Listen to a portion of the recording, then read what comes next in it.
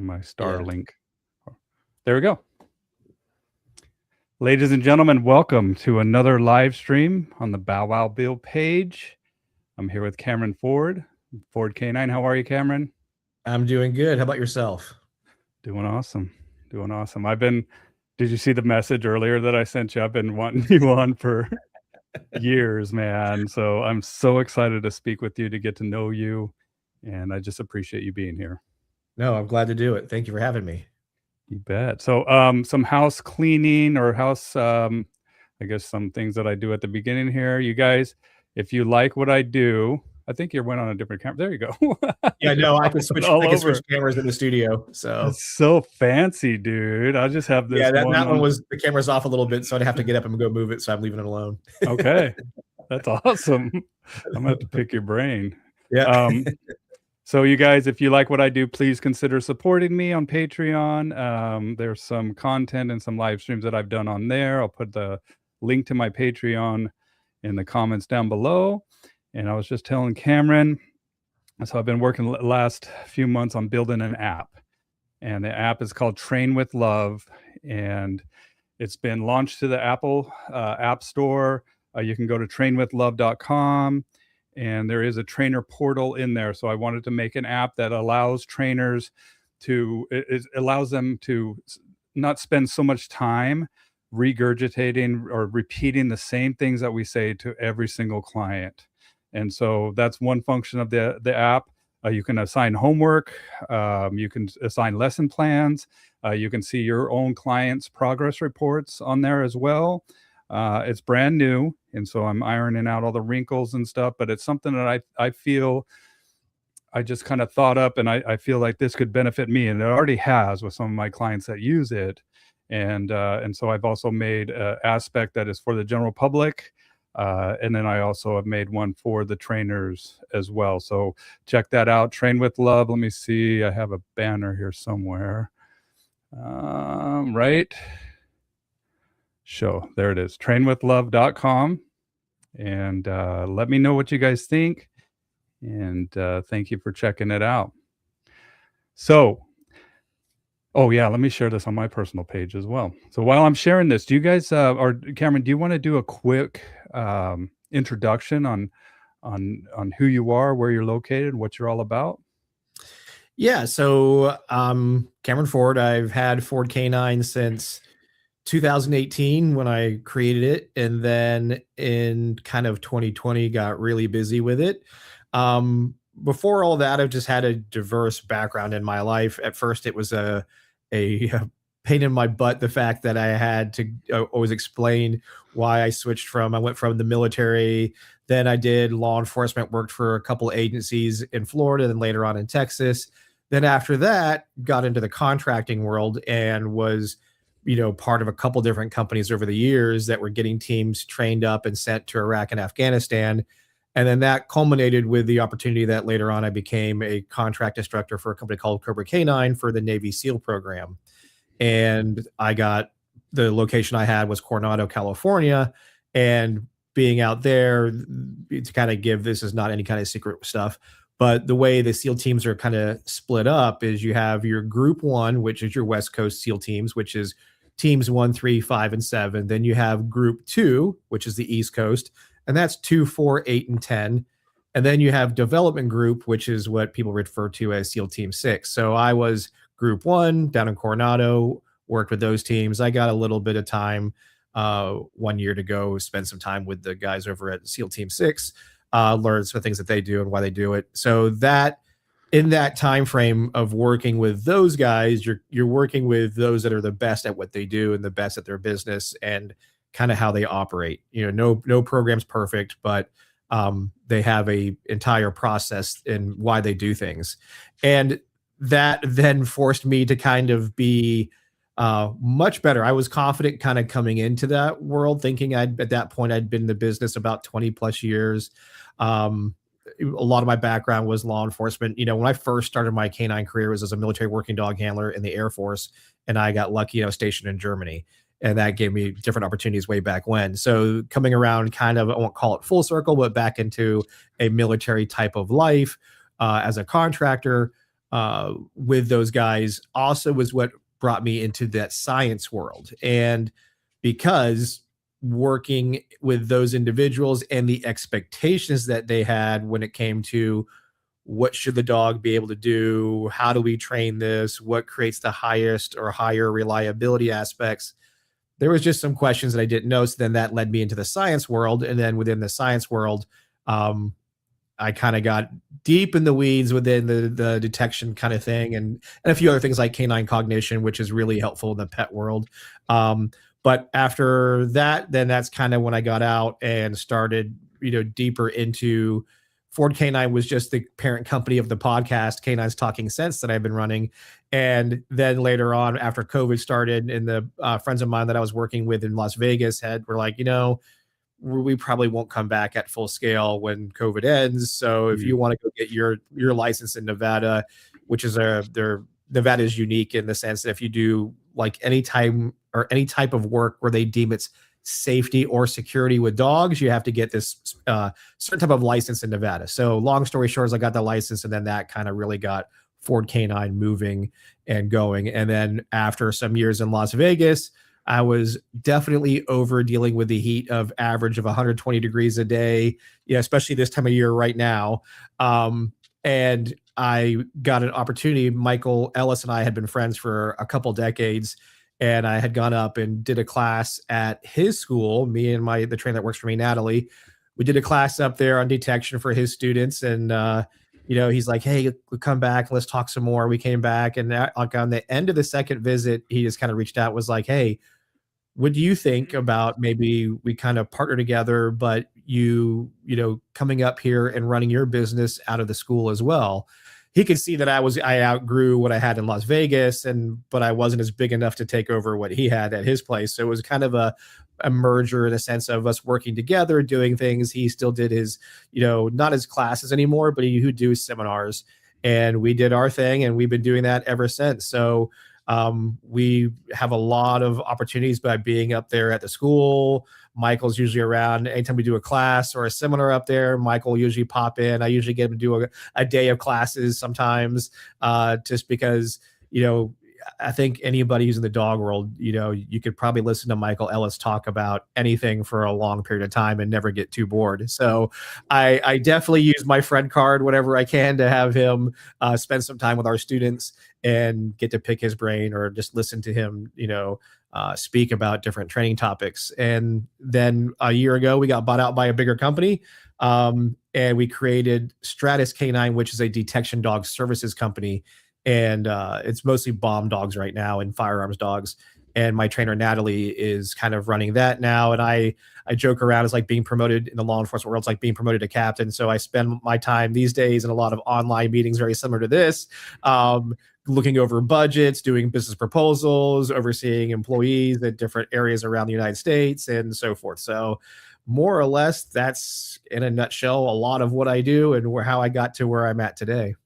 Awesome, man. I mean, I have so many questions, but first and foremost, I have to acknowledge Michael Ellis is the GOAT. Not only is he an amazing dog trainer, he's an amazing human being. And I've had him on a live stream, and there's one of my favorite ones. It's actually one of my most viewed live streams that I've done, and I'm just fortunate to have met him in person. And there's just something that goes on when you meet somebody in person, and you're able to respect them even more, right? Especially in the world of being online so much. By the way, I tagged you in the post, so if you want to share that, I'll hop on over there. Yeah, hop on. And then, so what did you have dogs as a child or anything? What, like, tell me, I want to go way back. What was your motivation to work with dogs in the Air Force, and how did you get into that? So it was funny. Kind of how I got into it was there was a neighbor as a little kid. And he was the guy that did police dogs in that area. So it's just, I'll date myself. I was born in the 70s. So in the late 70s, early 80s, he had a business called K9 Incorporated. It was a guy named Bob Gailey. And Bob owned K9 Incorporated, which was the old school drive around in vans, and at night they would cut loose sentry dogs. They would cut them loose on car dealerships, and these dogs would roam the properties. And if anybody broke in, you're going to get chewed up by these dogs. And then by every morning at 4 o'clock in the morning, his staff would run around and pick up all the dogs and bring them back to the kennel. So he had guard dogs, or these type of dogs, and back in those days, all I had between our backyard and his backyard was a 4-foot chain link fence. So I would see these big, huge Rottweilers and Dobermans and German Shepherds. And of course, I was scared to death of those dogs as a little kid. And then I kind of got a little bit older, and then he also was a reserve deputy in Orange County, Florida. So there was, a police car in the driveway with K9 on it. This is the old school, green and white, cars they had back then. And I would hang out. I was kind of intrigued by the police car as a little kid. So I started hanging out, and I'd make sure I'd be on my little big wheel in his driveway when he'd pull up, and then, try to pet his doggies and that kind of thing. And then what he kind of realized was, even though I was scared, I was also not scared. So then he started using me as like the show, like, hey, look, my dogs don't eat a little kid. This little kid comes around and hangs out with our dogs all the time. So I would go to demos with him and most times watch, but every now and then he'd pull me out, and I would, be there next to the dogs. And I forget how old I was. Let's just say 8 to 12 years old, somewhere in those ranges. And so that had a pretty big, profound experience on me. So then fast forward however many years, I'm in my first year of college, and I'm taking some night classes. Well, in those night classes are some cops. Those cops, I started becoming friends with them, and they're like, yeah, you ought to do a ride along with us. And I was like, okay, that sounds cool. How do I go do that? Go to the sheriff's office, fill out some paperwork. They'll approve you, and then we'll get notified when you can come ride. So I go do that. And as I'm leaving the sheriff's office, I see these K9 guys training at their little K9 field. So I kind of pull my car over, and I'm just watching, like sometimes people do. And so of course the deputy comes over to me like, hey, can I help you? Is anything wrong? No. This is cool. I'm just watching, my old neighbor, Bob Gailey, used to do that. And he's like, well, he's right over there. And I was like, what? I said, hey, tell him Cameron's over here. Hey, Bob, some kid named Cameron's over here. Cameron. So then the very next day, I'm at his kennel, and I began working and cleaning kennels, doing all the typical grunt work that comes with, paying your dues as you enter that kind of world. And I did that for a solid, it was 2 years of doing that. But after year 1, he started letting me hang around the police class that was always in the afternoon, late afternoons. So from like 4 p.m. until about usually 4 a.m. So I would go and I would watch. And then after a year of just sitting there watching the police classes, one guy kind of tosses a sleeve at me and says, okay, you've done enough watching. You're going to start catching the dogs in bite work. And then I started laying tracks and doing all that kind of stuff. Well, I think I was 21 at the time. So it wasn't hard to become a police officer. I mean, as far as like what today's standards are and what those standards are back then were different. But at 21, I was going to be kind of behind the 8 ball a little bit. I didn't have life experience, and I didn't have a college degree and some other things that were still there. So the guys kind of mentioned, oh, you should do the military. Well, I was also being a typical 21-year-old, not really grounded in anything, didn't have a direction in life. So all the Ford men at one point in time sat me down and said, you need to do something with your life. And of course I was like, let me guess, you want me to go in the military like you guys did and do the Navy like they did? And actually my uncle was like, no, I would recommend the Air Force. And I was like, why the Air Force? And he goes, it's the only branch where the officer is the warfighter. And all the other branches are all the lowest ranking is the warfighter. And when you have the Air Force where it's catered to the pilots and the officers, then that's going to have a different kind of quality of life as opposed to the other way around. And it turned out he was right. I ended up going to a recruiter not too long after that, did the recruiter thing, and then went through the process. And while I was being processed, they were like, well, what do you want to do? And I was like, I want to be a police dog handler. He's like, no. What do you really want to do? We call that general career field. We dump the people who can't qualify stuff into that career field. And I was like, no, that's what I want to go do. So that's what ended up happening. I put in for that. Still, I got to police academy. And then when I got to the police academy, the Air Force Police Academy, I saw day one, I walk in the gate doors at K9 tryouts. And I was like, K9 tryouts? I thought I already had K9. Well, turns out, no. I had my opportunity to get into the police academy, which I was in day one, but K9 was a totally separate thing. Military working dog section was different. So I put in my name to try to do it. And I asked my proctor that day, because we had just started the academy, hey, can I go try out for K9? He's like, you haven't been here one day yet. And I was like, well, how often do they have the tryouts? He goes, well, we don't know. They just do them when they need them. So I was like, can I go to that? And he was like, well, if you get all your in processing done, you can go to that meeting. So sure enough, I walked into that meeting. And when I was in that meeting, they were like, okay, we have 2 open spots. And I look around and there's like 40 people in there. I'm like, well, one will probably go to a woman and one will go to a guy. So I was like, okay, I have a 50% shot out of 40 people here to do this. So I go through the things that they ask us to do. They have you do some marching. They have you do some carrying of like a 70-pound sandbag. They do some simple instruction. Can you follow that? And then they kind of ask some questions. And about 6 weeks later, I found out I was accepted. And then I end up staying at Lackland even longer for another 12 more weeks. And I went to the military working dog school down there at San Antonio. Cool.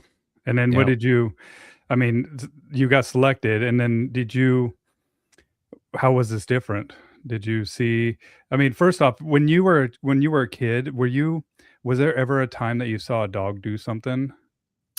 I mean, I watched a dog bite Bob really bad. They were doing a K9 demo, and he was playing the bad guy, robbing a lady with a little baby carriage. And as he was running away, and this is back in the day, they didn't really have, I mean, they either had sleeves that were huge or it was a homemade hidden sleeve. So that day he was wearing like a homemade hidden sleeve with like fire hose and like a heavy jacket and some stuff. Well, this dog bit him in the leg, not the arm, and filleted his leg wide open so badly so that they had to land the sheriff's helicopter on the football field, pick him up and fly him to the hospital. So I remember seeing that, and I remember going through that. And I just remember just the hardness, like these dogs were no joke. I mean, it was, again, a different day and age, different way of training, but these dogs were hard. And so I remember just always having that respect for what these dogs were capable of. Going into the military at that point in time, and now you're fast. This would be 1996. So when I entered the military, at that point, I'd already had a couple years around being around police officers and dogs and seeing stuff and being a decoy, laying tracks. So I had a decent understanding, which I'm hoping is probably what maybe gave me an opportunity, a little bit of a leg up compared to who the other 30-something people I was going against that day. And it's a catch-22 when I looked at it too. If I was the K9 guys, I might have been like, well, maybe I don't want this kid because he already comes with some baggage, maybe. Or you go, well, I don't want to have somebody that's probably going to wash out either. So maybe let's take somebody with experience. Either way, I got there and I wasn't going to lose the opportunity. I made sure, I didn't care. Again, cleaning kennels was nothing to me. So that part, when our first weekend that at the military working dog school, myself and the other handler, who actually was a woman who got picked, we both were in there cleaning kennels, doing what we're supposed to do. And I already kind of knew like how a kennel inspection would go because I had been through it, because Bob was a former Army guy back in the day. And to put a little history to Bob Gailey, Bob was a gentleman who graduated from Pat Cahill. Pat Cahill came over from the UK and is kind of the father of the modern police dogs that exist today. Because back then when he came over, all there was what was defined as sentry dogs that just basically bit anything that crossed a line. So Bob went to a school with Pat Cahill. Pat Cahill was the one that started showing them that dogs can have an off switch. They don't need to be constantly trying to bite anything and everything. It was still archaic in today's standards, but it was significantly better than the old Vietnam era chew everything up kind of dogs that existed as police dogs back then. So by having somebody like that, I already kind of knew some of the, like how these games are played when you go into a military system and you're going through kennels and all that kind of stuff. So that was some good lessons that prepared me for somewhat of an easier transition into the military working dog life.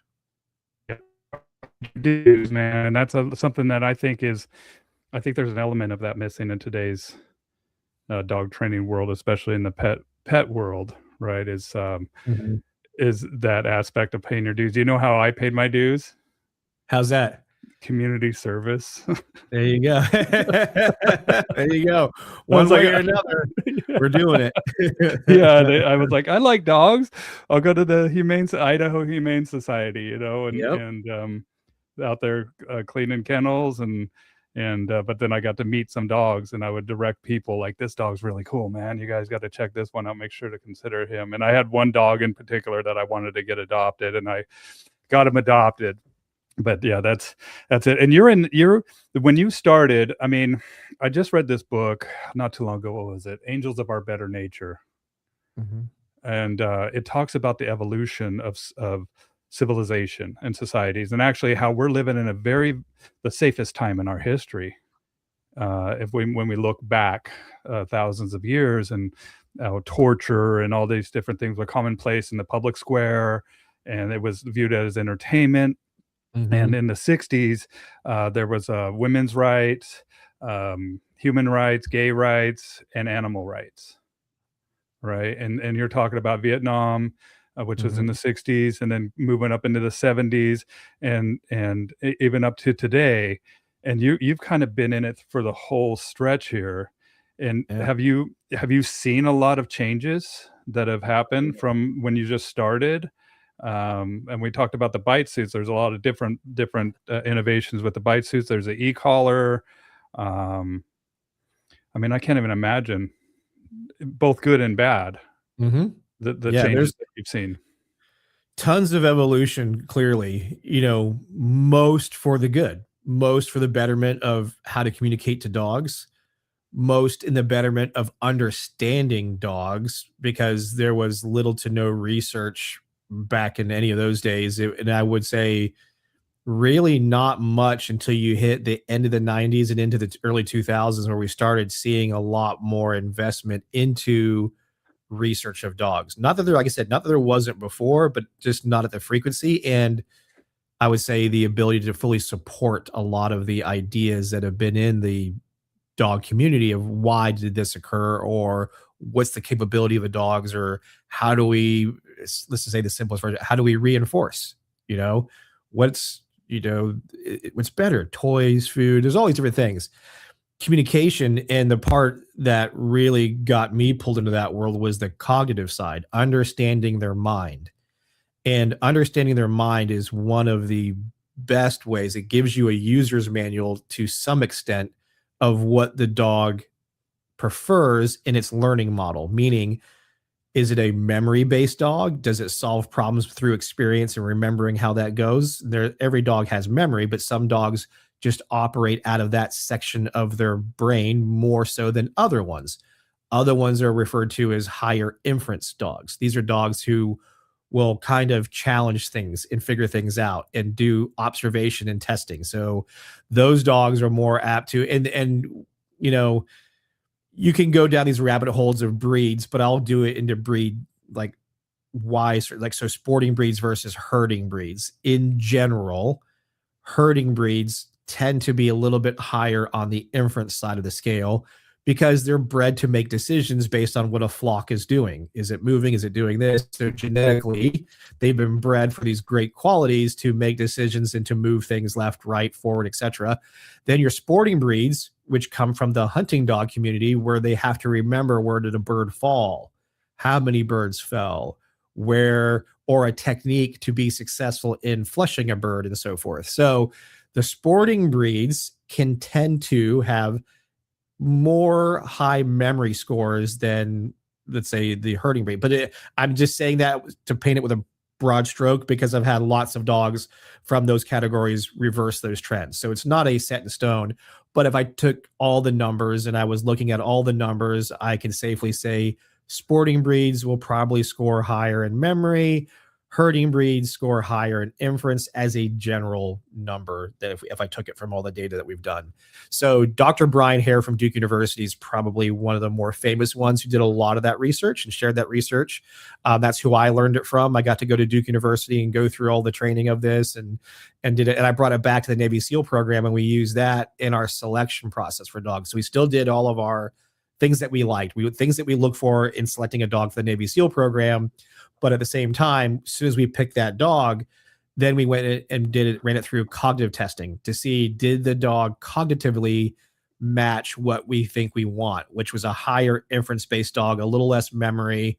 And if we saw anomalies to that and we still wanted the dog, the coolest thing that it gave us was it showed us that, okay, if this dog's memory score was higher than we preferred, we just need to be really careful that we don't create patterns too much, because a dog will start memorizing its work through the pattern. Meaning, I need to change the training location more frequently. If I train at this location more than a couple of times, it'll already kind of game how it'll use that space to solve a detection problem. Yeah. Whereas if I have a dog who has less memory, I joke around, it's like from that movie 50 First Dates, 10-Second Tom. It's like, hi, I'm Tom. And then 10 seconds later, those dogs, they find something and they totally forget what they found. And then you can send them back again. And they're like, oh, look, I found something, So it gave us, and what was really cool was our results from that was this wasn't a desired result we were looking for. We weren't trying to reduce time, but dogs, after we did cognitive testing on them, our training time was reduced by about 30%, which is pretty significant. We also had a higher success rate of dogs making it through the program. Now, that was a direct reflection of the fact that we did not, if there was a dog that we didn't feel like we liked it, we liked a lot of things it did subjectively. It had really good motivation, or it was sound environmentally, or its bite work was, there's qualities in its bite work that we liked for the missions that they did. When we did the cognitive testing, if the score was not acceptable to us, it was too much of one or the other, we would pass on the dog. Well, because we started doing that, the dogs that we picked made it through from selection to deployment, and those numbers went up. So that was what we were trying to do, was get better about selecting dogs. The byproduct was, not only did we get a little bit better about selecting the dogs, we also had our training time speed up, because what we learned was we weren't spinning our wheels as much. We didn't have to do as much of, let's try this, let's try that, let's try this, till we found the answer. We pretty much knew from the cognitive testing, oh, we just need to change this or this pretty quickly, and the dog will understand what we're trying to do. And that was what ended up happening. We just did not waste as much time running through options till we found the right option. We were able to navigate to the right option faster because we knew the dog better, because we did those cognitive tests. What does a cognitive test look like? Some examples. So it's basically, it's a series of 3 different tests on the inference. So there's inference tests and memory tests. So let's say the first inference test is we call deceptive pointing cue test. So we have 2 objects, usually buckets, on the ground at a pre-designated distance. They're all measured out because there's a reason to the measurements. It's based on how they make decisions, the distance it takes to make a decision, and so forth. And we're not trying to have them use their nose. So you basically show the dog an object like their toy or food or something, and then you go stand behind, let's say, the right bucket. Then I walk over to the left bucket and I put the piece of food or toy under that bucket. I go back to the middle. I stand dead center between the 2 buckets, and I point to the right bucket. So I'm pointing to the incorrect bucket. Will they make the inference that they saw the thing they want under the other bucket that I'm not pointing to? And will they do that, or will they follow, are they more apt to follow my gestural communication? And we're looking, and you do that test 6 times. And out of 6 times, do they always follow your point? Was it 50-50? Was it chance, basically? Like sometimes they did, sometimes they didn't. Or was it they always went to where they knew the answer was, where the item they wanted was at, despite what you did? All these tests come from tests they use on young children to understand communication and development. So our second test is a marker cue test. And what that test basically is, we just put a foreign object, something that the dog doesn't know, doesn't interact with.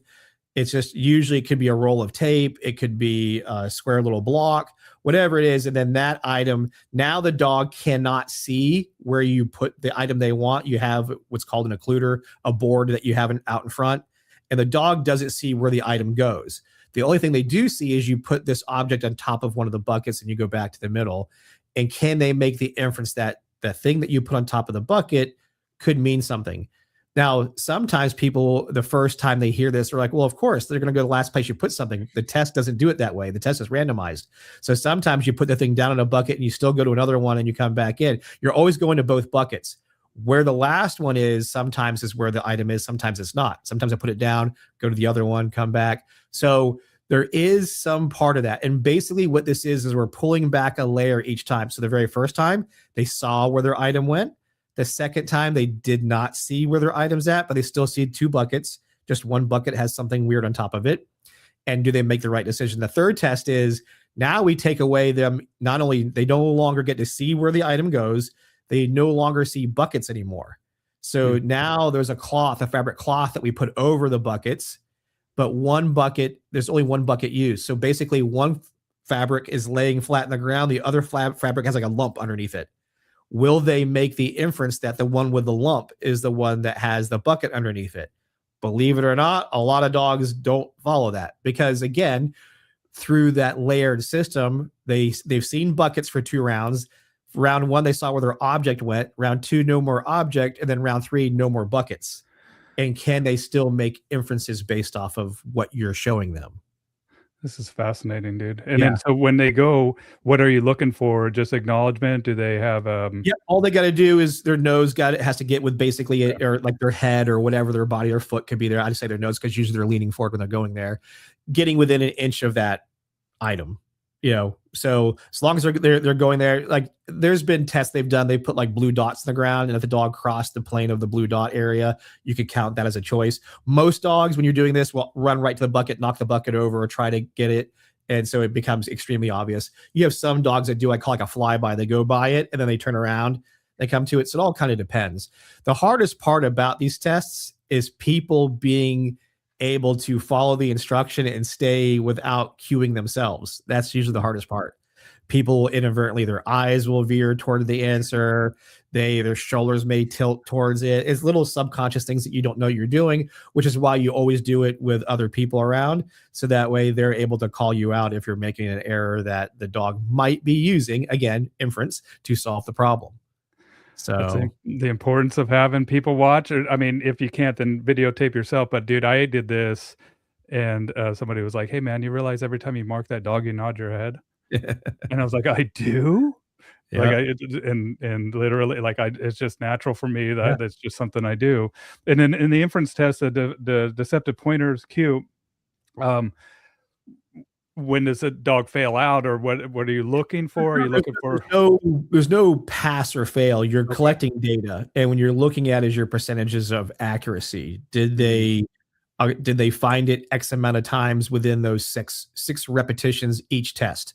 So basically there's going to be 18 repetitions total between all 3 tests, each test. But where the item is technically randomized. So there's a sheet that'll say left, right, right. It all randomized. So sometimes you're going to the same side twice. Sometimes you're going to another side, twice or once. So it's all randomized each test. So there's no predicting it. So this is where what happens is sometimes if you go twice to the certain side, a dog may go to that side the third time just because you went there twice. So that shows you potentially that dog is going to be a memory-based type dog because you're going off of the pattern. When you get your memory test, all the memory test really is this test, you have 3 buckets out. They see you place the item underneath a bucket. Then you put this long occluder, this board out in front, and that board blocks all 3 buckets. And it's going to have various time delays. Some time delays are 15 seconds. Some are 30 seconds. And then there's even some I've seen that have been even longer. But 15 and 30 seconds are your average ones for these tests. And you're looking at what happens during that delay. Does the dog remember where to go? Some dogs, it's amazing. You're watching them as a time delay, and they keep looking towards where that side of the board where they saw the object go. Other dogs are just off in space looking around, and when you pull the thing, they have no idea where they're going. So that's kind of the cool part about this is it's funny. You can like Brian Hare jokes. He's like, I teach this class. I came up with a lot of the tests, and I can't even predict. Well, he's like, even my own dog, I thought it would have this score, this score, and this score. And it turns out I was completely wrong. It was this, and this. So that's why I've liked it. It's not an easy test. It's not a test designed to prepare for. It's not a test that's a pass or fail. It's a test just to see what does the dog typically like to use to solve problems? What strategy does it like to use? Is it a memory-based strategy, or is it a strategy of FAFO. I'm going to try some things and we're going to find out if it works or not. So that's kind of where a lot of this thing comes from. And that's the part that's super helpful that I really enjoyed. Do you helpful. Do you plot this data on a graph, and then do you have like a visual? Yeah, we have like these little math problems that we do that I use to kind of help people, kind of figure it out, like what to do.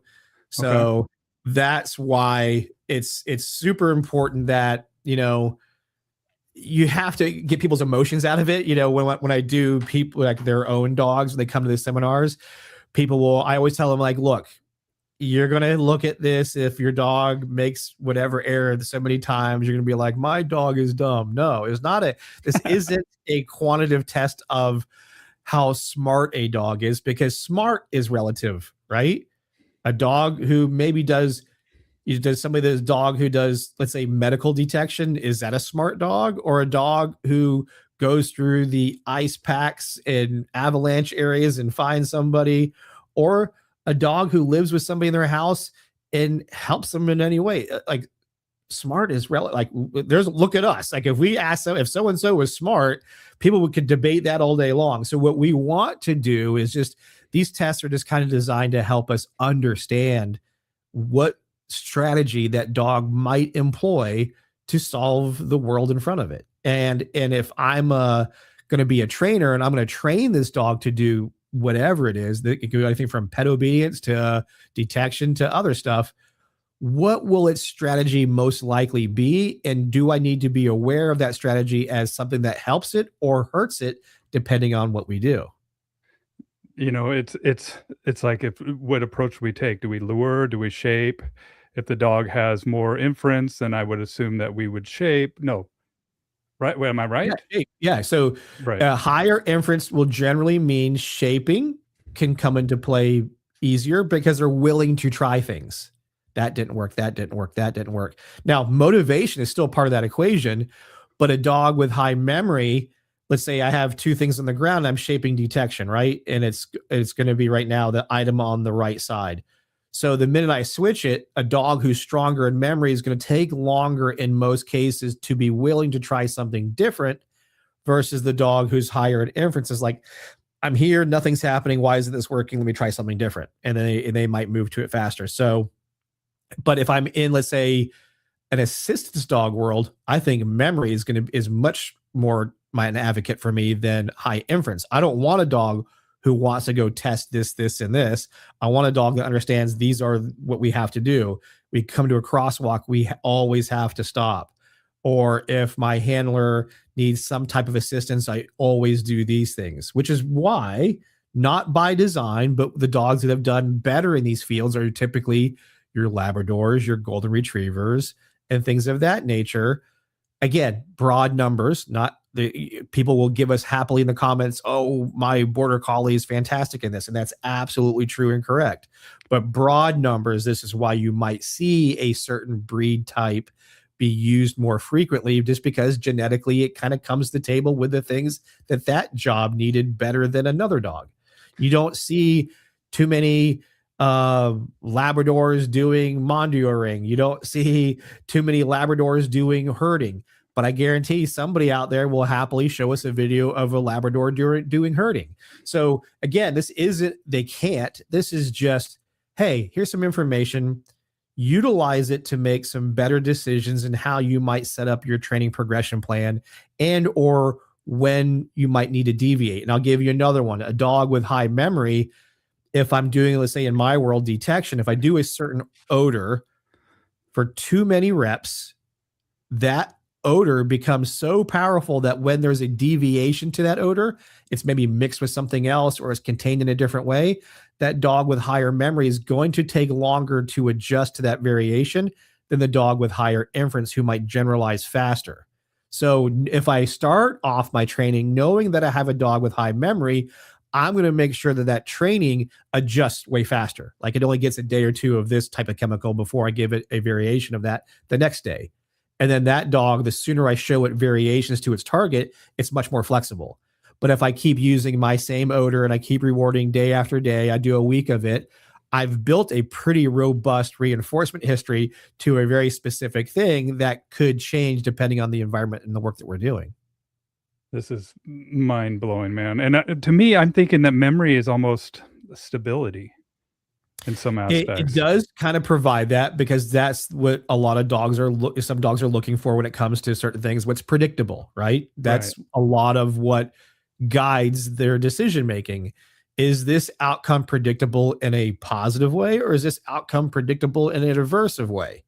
And aversive is could mean a lot of things. Just simply not getting what it wants in some dogs could be aversive, not aversive in a punishment way, but just not getting what they want can cause some dogs to get stuck.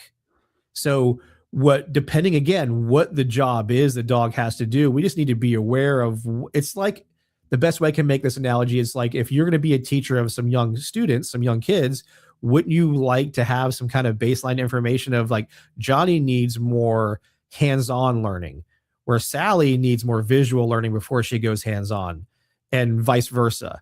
So Yeah. some of these things, the more I know what the student needs or what their natural tendency is, I should become better as a trainer to communicate what the task is and to make the dog robust enough to handle variations that might pop up in whatever that job might be. Well, and and as pet dog trainers, and it's important for us to know our humans' learning Hmm. style, right? Yep. Visual, auditorial, Hmm. kinesthetic. If I'm a Hmm. kinesthetic learner, but I'm also an auditory. I mean, but doing stuff like when I learn gnosis, the knowledge through the experience of it, so much more powerful to me. Yep. And and I think that that is something that we leave out as dog trainers, especially in the pet dog world, is like speaking over to clients, not providing analogies, and getting to know your clients so they can carry forward this behavior change into the future. Especially if you do board and trains or anything like that, how does this transfer? How does this knowledge transfer from what you did in this different environment with this dog, and then how do you get to communicate to your client, knowing their learning style, knowing how to communicate it to them where they're really going to get it, the importance of making the changes and carrying on this behavior forward. Yep. And I learned, it's funny because I went through all this cognition stuff and I didn't apply it to my human side of teaching. And it wasn't until being around Michael for a couple years where over the past year or so, I really evolved to teaching more like he does. And the example I'm giving is those who've been around Michael. Michael doesn't teach with PowerPoints. He has a piece of paper in his hand, his glasses are on his face, and he's talking. And as he's talking, he's engaging with the audience, and he engages through kind of reading them, like who's kind of following, who's looks like they're maybe not totally getting it. And that kind of gauges how he carries forward whatever lecture he's going on. And I came from the world where it was death by PowerPoint. You know, cops and military, they love PowerPoints. We will run and we will read them verbatim to you, which is a big no-no too. So I had many years of that. That was how I taught for years. And the past year solid, I have not used PowerPoints at all. In fact, I'm much more like Michael. I sit down with the audience because what I've learned is by just having conversation with the audience, starting off with like, hey, what questions do you have? Does anybody have this kind of problem? And usually everybody's got one of these issues in the detection dog world. And I'll ask that question and then people will answer. Then I'll ask them, well, why do they think this happened? And then right from there, it starts building out the conversation, the lecture. And by the end of 2 to 3 hours, I've covered everything I would have ever covered in all my PowerPoints. But I did so in a way with the audience that matches more or less because they're the ones driving the train of the topics. They're also the one driving the train of what they need, like not only topics, but like their communication style. So I can tell if I'm answering a question and it's not connecting, then I need to change maybe the example I'm giving, or maybe ask them more questions. So then maybe they'll explain more detail to me that I'll go, oh, okay, now I know why you either did understand or need more explanation. And I can't tell you how much of a game changer that has been through my lectures. I would say this past, like over the past year or so, those who've been in my lectures now see that. And here's the best part I love as an instructor. people are way more apt to write stuff down. So the lectures now, everybody's usually got a notepad out or writing, because what everybody typically does is they'll do this when your PowerPoint thing comes up. They're like, Yeah, that's what I was just gonna do. click. Yeah. So that's that. And then it sits in their camera roll. They'll never look at it again, but there'll be like 25 photos of every slide that you have. Some will go, but most, when I asked them later on, did you ever go back to those photos? Oh, I took 45 more photos after your lecture of my dog and my friend, and and then it just goes up in your feed and you never see it again. So by doing it this way, I found common ground with those attending. I also let those attending drive the direction of conversation and education to their needs. And just after you do it so many years, whatever your training topic is, it, but you sometimes need those guardrails to fall off. Like for me, the guardrails were the training wheels were the PowerPoints, because then that would keep me, here's a topic. But it seriously, it limited me, because many that have been around me know I'll still go down these side trails and wormholes and get way off topic, and then eventually, hopefully, maybe find my way back. Me too. But what the PowerPoint could do better sometimes, it would guide me back. But man, was it so limiting, because what would happen is I would just focus on what the PowerPoint screen said, and I'm just talking to the students. The students may ask questions, but anybody who's been a teacher knows a vast majority of your audience doesn't feel comfortable asking questions out in the open to everybody. So what do? The very first break that you get, you'll have 3 to 5 people all circle around you and ask the questions that they didn't feel comfortable to ask.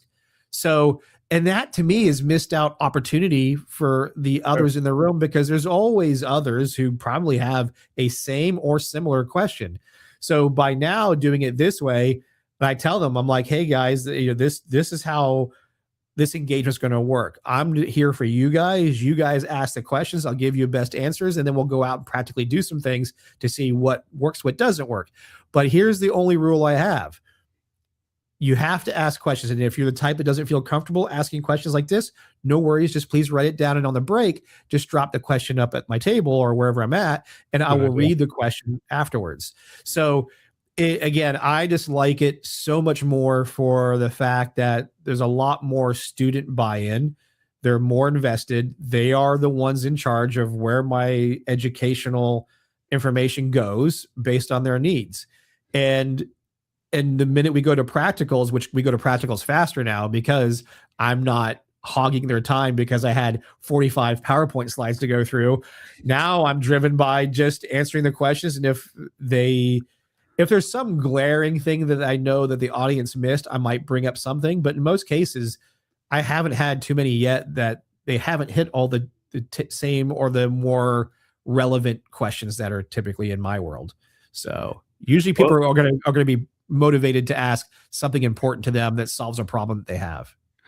Are you speaking to scent detection? Are you speaking to what is your main audience? Just scent? Yeah. My audience is pretty much extensively detection these days. That's kind of where I live. When my time ended with the SEAL teams, I had a choice to enter the world as a guy. I could have done bite work. I could have, most people, which is funny, I've been doing it now. I'm going on to 32 years in this dog world, and 25 and some, let's say 20 something has been bite work, tracking, obedience, all the stuff that was relevant and important in the law enforcement and military worlds, the special operations worlds.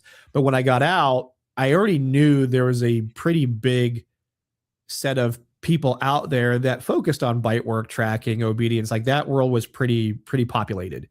Detection was not so populated. And as I got to learn, detection wasn't so populated for 2 main reasons. Number one, they either thought it was very simple. You just put something out, the dog finds it. Or 2, it was too complicated and there was a little bit too much science to it that they didn't feel comfortable going too crazy with it. So it's now gained and changed.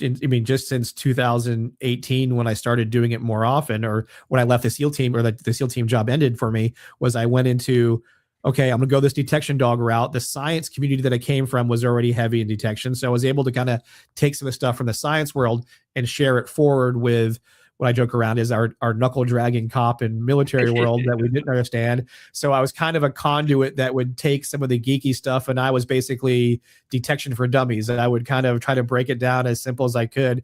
And I even had lessons I learned there, which was the fact that I spent a lot of years catering to my fellow dog nerds like me.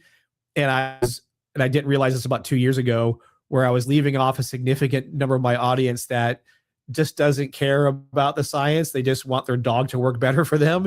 So I've matured enough to go, okay, I need to switch from being so heavily science and being a science translator or my interpretation of what some science was, to now just being, what's your problem? What do you have? What do you think is a good way to fix it? And if that's a good idea, I'll help you through it. And if we need to talk about more ideas, here's a few more ideas. Which one seems to be the easiest for you to do, to accomplish, to get progress? And that's the big change there. Well, it's a Socratic method of not just giving them the answer, but getting them to understand exactly where they're at by answering with questions, right? And so it's something that's tried and true. But before we go, man, I found this, and I wanted to share this because even though we're talking about the science, I think that it's important, and I wanted to, let me see, how do I share this? And you can share your screen, just so you know, FYI. Oh, okay. One of my clients, or one of my people I was talking to, just started sharing their screen, and I was just like, oh wow, look at that. But I found Brian Hare. Oh here. Yeah, yep. And so this is quite a while ago, Jiminy Chris, 14 years ago, it looks like. And I don't know what we're seeing. I just saw the buckets, and I saw it looks like it could be pointing cue test, where this one, because they did the pet dogs, they pointed to the answer. And that was when they were first doing it. These dogs were designed to, or the testing was, would the dog follow gestural communication, which is the easiest of all the tests, which is, of course, the dog will go, most dogs will go to where you point. So he loaded one, and he fake loaded one. That's right. And he put the little now he'll point to the correct answer, or the incorrect answer in this case. I don't know the premise of this one. Did the dog go to the incorrect or the correct?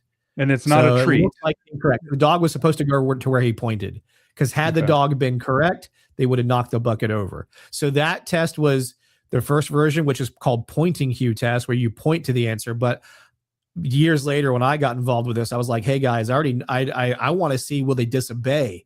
Will they, if odor is over here, but I'm telling the dog go this way, I want the dog that goes towards the odor, not where I'm pointing, because that could mean finding a bomb, even though I think over here is a better area.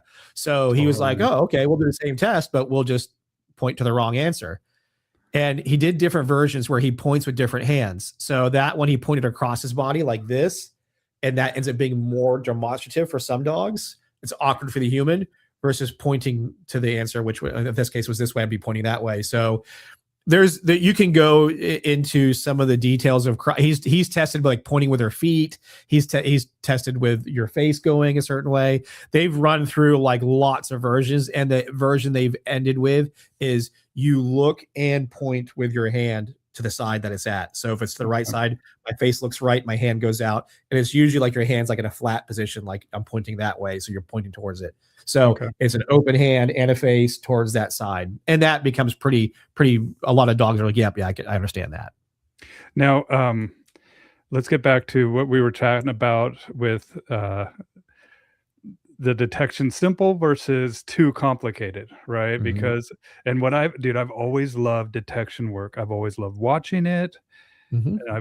And that's why I've wanted you, because I've watched some of your stuff on there. And you do, do you do the pipes, the PVC? Yes. Yeah, I have the PVC pipe wall. Yeah, dude, I want to make one. But I don't want to screw it up. That's my thing, is like, I want to do this right.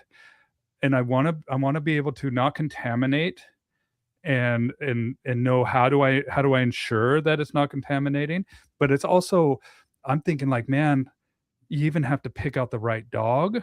I mean, it's just that's where this, like, too complicated. I can see how people get there, but dude, I'm a nerd, And I don't really like the bite. I've been into bite sports and seen it. It's just too machismo for me. Yep. Like Yep. I'd rather sit, read, and figure stuff out and just watch. And even with the bite sports, like I'm I was with Bart Bell, and the decoy gave the signal, and I was like, dude, why would I ever want a decoy to control my dog?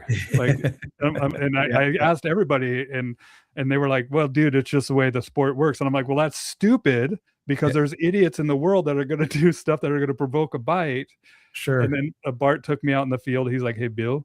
I was like, what's up? He's like, I go. Yeah. He makes a So, noise. Yeah. yeah, and I'm like, oh, dude, okay, cool. Like, I thought I was Yeah. going crazy here, man, just trying Yeah. to overthink this. Um, but No, but you're right. I mean, so let's unpack what you started with.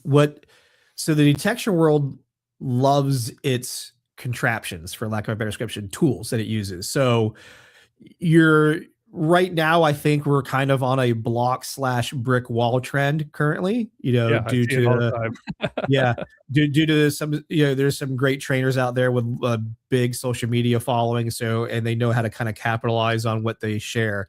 And since I've been doing this, there's these different periods of time. So here's the first thing.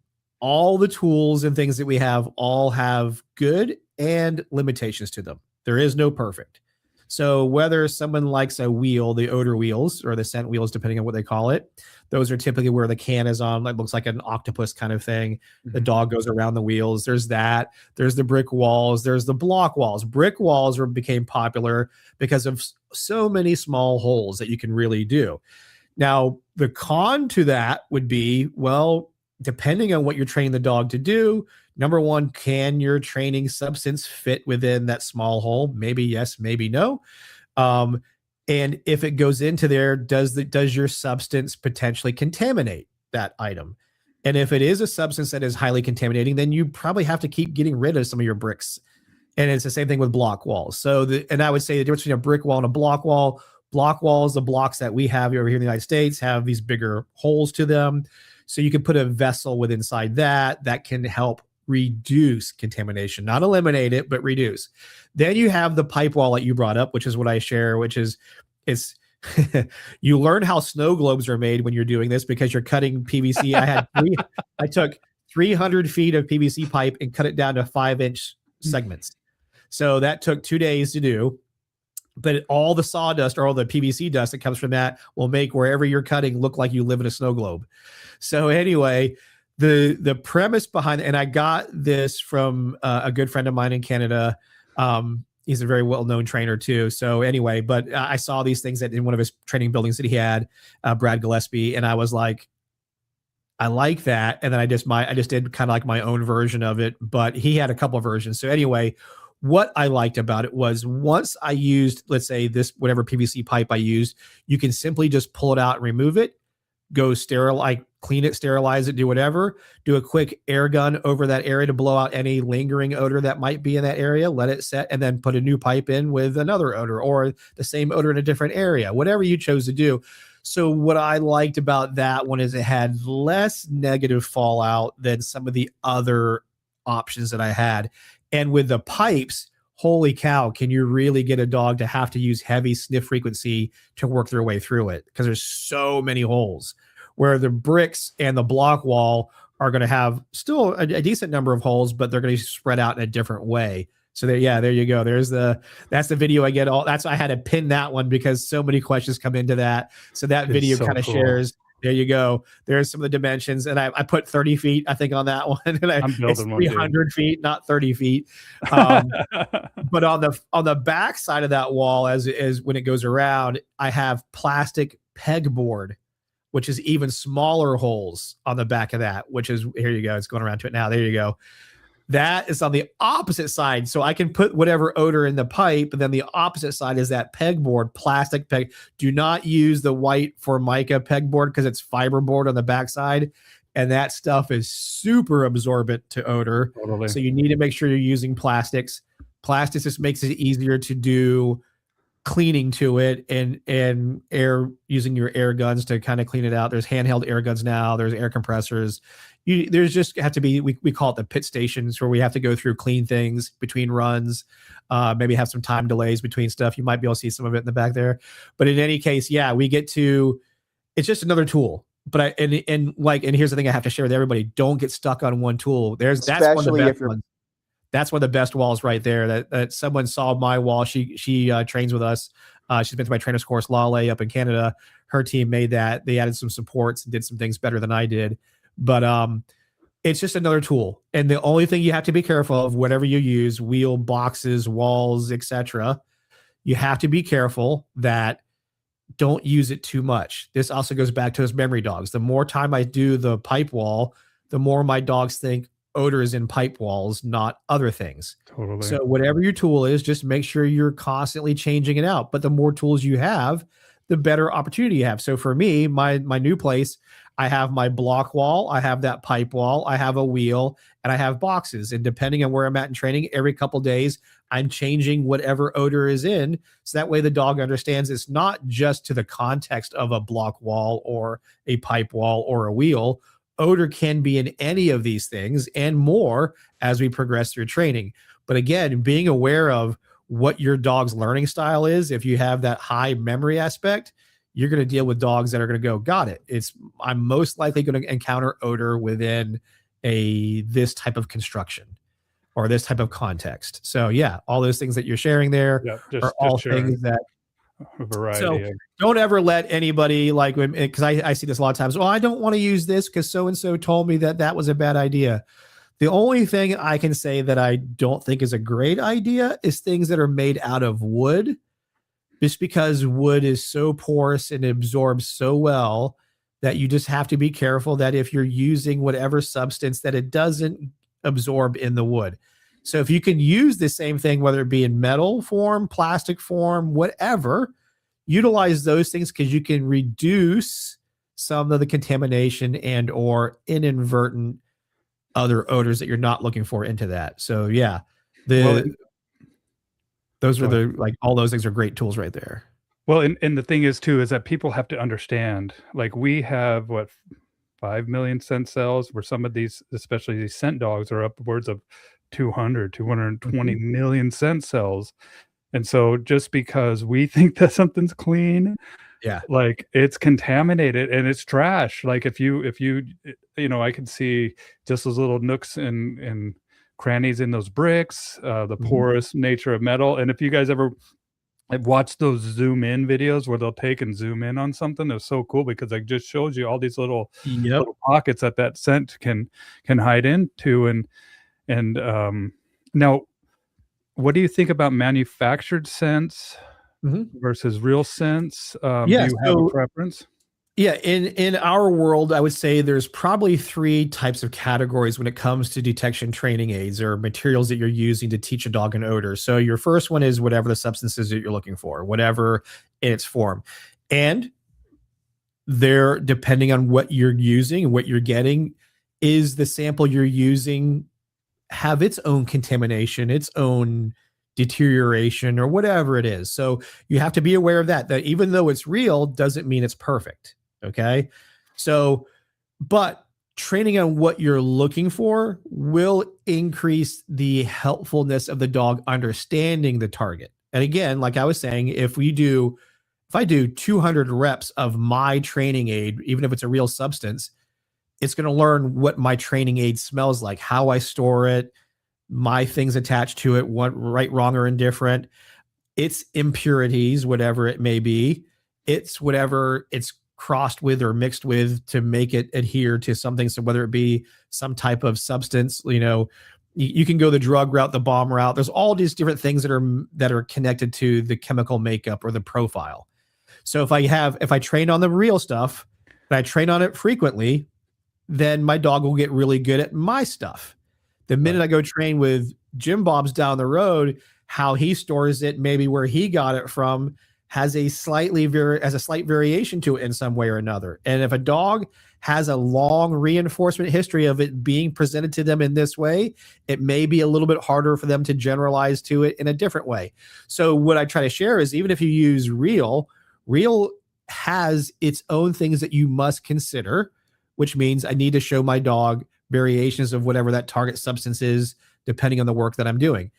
Pure. So then the professional world went really heavy on, if we train on this pure chemical, and if I train solely on this chemical, my dog will find it in all the environments. Well, again, what we learned was dogs trained on the purest form of something will get very used to the pure form. And some dogs just don't adapt to that change. So again, the reinforcement history to that specific pure chemical can also be problematic. So that's your real substance world and the pros and cons to that world. Now we have something kind of in the middle, which is absorption training aids, which is your what they're called get scent tubes. Or a lot of people will do the dog trainer version, which could be your cotton balls, your Q-tips, your gauze pads, t-shirt material, sticky tape. All these people use all types of materials that will absorb an odor. And there's good about that, but there's also the problems with that. The problems with that is, first thing is, how much odor absorbed to the material. In some cases, you don't know. In some cases, if you buy some stuff that you can buy on the market, there's a company, Precision Explosives, that already sells these things already preloaded with odor. And they can tell you, because they're using machines to tell you how much odor is, or this is the amount of soak time, and this is the burn off rate, because the polymer they're using will burn off that chemical at a certain rate. But if I take a cotton ball and I just stick it with my training aids, I may not know how long that concentration will last for. And I don't have, as a handler or a trainer, I don't have a machine that measures or that can tell me how much is there. And that may not matter to a lot of people. Some people it does. Some people it's like, well, I need to know, because here comes the logical question. What's the difference between, let's say, that cotton ball that sat now for maybe an hour in the training problem, as opposed to, let's say, a training aid that sat in a drawer for a while and I pulled out that training aid and I've left it now for 20 minutes? Is that lingering odor the same amount as that cotton ball that I want my dog to find, but in the empty drawer, I'm like, don't pay attention to that. But because as the handler, I don't know for sure what those concentrations are, you just have to be making sure that you're making informed decisions on what you're using. So the absorption materials vary based on what people will use. Sometimes toothpicks, like I said, cotton balls. I've seen people use paper clips. Printer labels are popular. The thing with printer label that somebody has to consider is, whatever you're using as your absorption material, you need to also have a clean, unabsorbed one. So if I need to have, if I'm using, let's say, cotton balls, I need to have soaked cotton ball in the environment. I need to have an unsoaked cotton ball in the environment, just so the dog doesn't inadvertently start going cotton ball as part of the picture. Because, and here's something I have to caution. People are like, oh, yep, I do that. I'm great. I'm like, okay, cool. But does your dog, now let's take the cotton ball out of the equation. Does your dog give you the same response if I absorb it to something else? Because the dog might go odor plus cotton ball, relevant, I get reinforced. Cotton ball by itself, definitely don't pay attention to that. I don't get reinforcement. And the same thing could happen if I put odor out in a different way. By itself, no cotton ball. You could have some dogs go, it's missing the cotton balls. Therefore, odor plus cotton ball was what I got reinforced for. Odor by itself, maybe, maybe not. And usually what happens is handlers will see that. They'll see, well, the dog's not hitting it. And most handlers will adjust pretty quickly to, well, I need to reinforce quicker, or I need to assist, whatever way they choose. And they work their way through it. And so that's the pros and cons to the absorption side of things, because you're adding something to the odor picture that is non-target, but it is a vessel or a surface or substrate that is designed to absorb and give off the odor. Just know that you have to make sure that your dog isn't learning odor plus that substance, and that your dog is good without that substance being there. And the substance by itself, there's the surface or substrate or a material by itself, is irrelevant. So these are the things that don't get thought of, right? These are things that are like, oh, I just put it out, and it gets oversimplified. And then your last category is what they call mimics or pseudos. And mimics or pseudos, right? And actually, I just shared something the other day. There is research coming out that two doctors, Dr. Paula Tiedemann and Dr. Nathan Hall, have found some way they got a mimic of C4 that operational bomb dogs are hitting under blind testing, which means that's a good progress. And mimics and pseudos have been around probably the second longest besides real. So we had to go look at, okay, number one, why do pseudos or mimics exist? And in most cases, it exists because you can't get your hands on the real substance, whatever it is. But most times it's explosives or narcotics. And in many cases, you need to have licensing to be able to have those. So that becomes a hurdle for the average person who wants to go train on those things. Well, in lieu of that came synthetics, pseudos or mimics. So they came up with a version that was what the scientist felt was closely resembling this. And some scientists did some extensive testing. Some scientists did whatever testing they did. The issue kind of came into play where the argument became stronger within the industry, which was you had independent tests being done on these pseudos or mimics, and you had varying results of this. And as the government shared those varying results, you'd have camps that would start going up. So a lot of people know me in this world is because I started off my career being heavily in favor of pseudos and mimics until I got around some of the doctors I mentioned who said, okay, if you believe this, let's do some testing. And when we did some fair testing, I saw some limitations, but the limitation wasn't solely to the, like I was saying, to the mimic. I had some limitations on real, but what I knew was what was in real did match better to what I was looking for operationally than the mimic did. The mimic usually, just like the absorption, came along with some other things that I needed to pay attention to.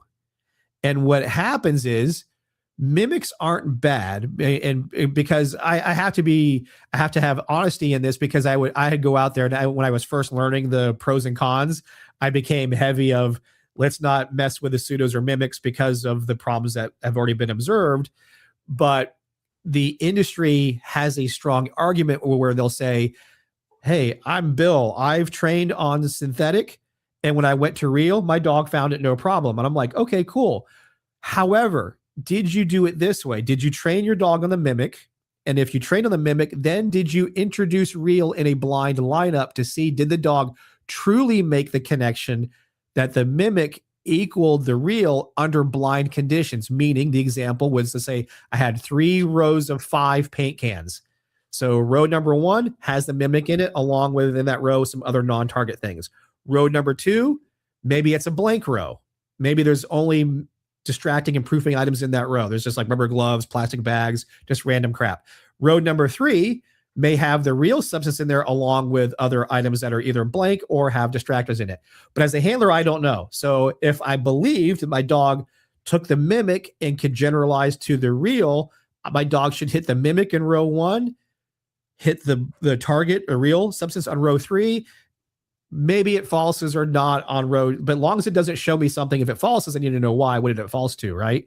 So, but everybody, including myself, when we trained on the mimics, we did not test it in that way. What we all did, or many of us did, there might be somebody might pop on and go, oh, I did it that way. Okay, cool.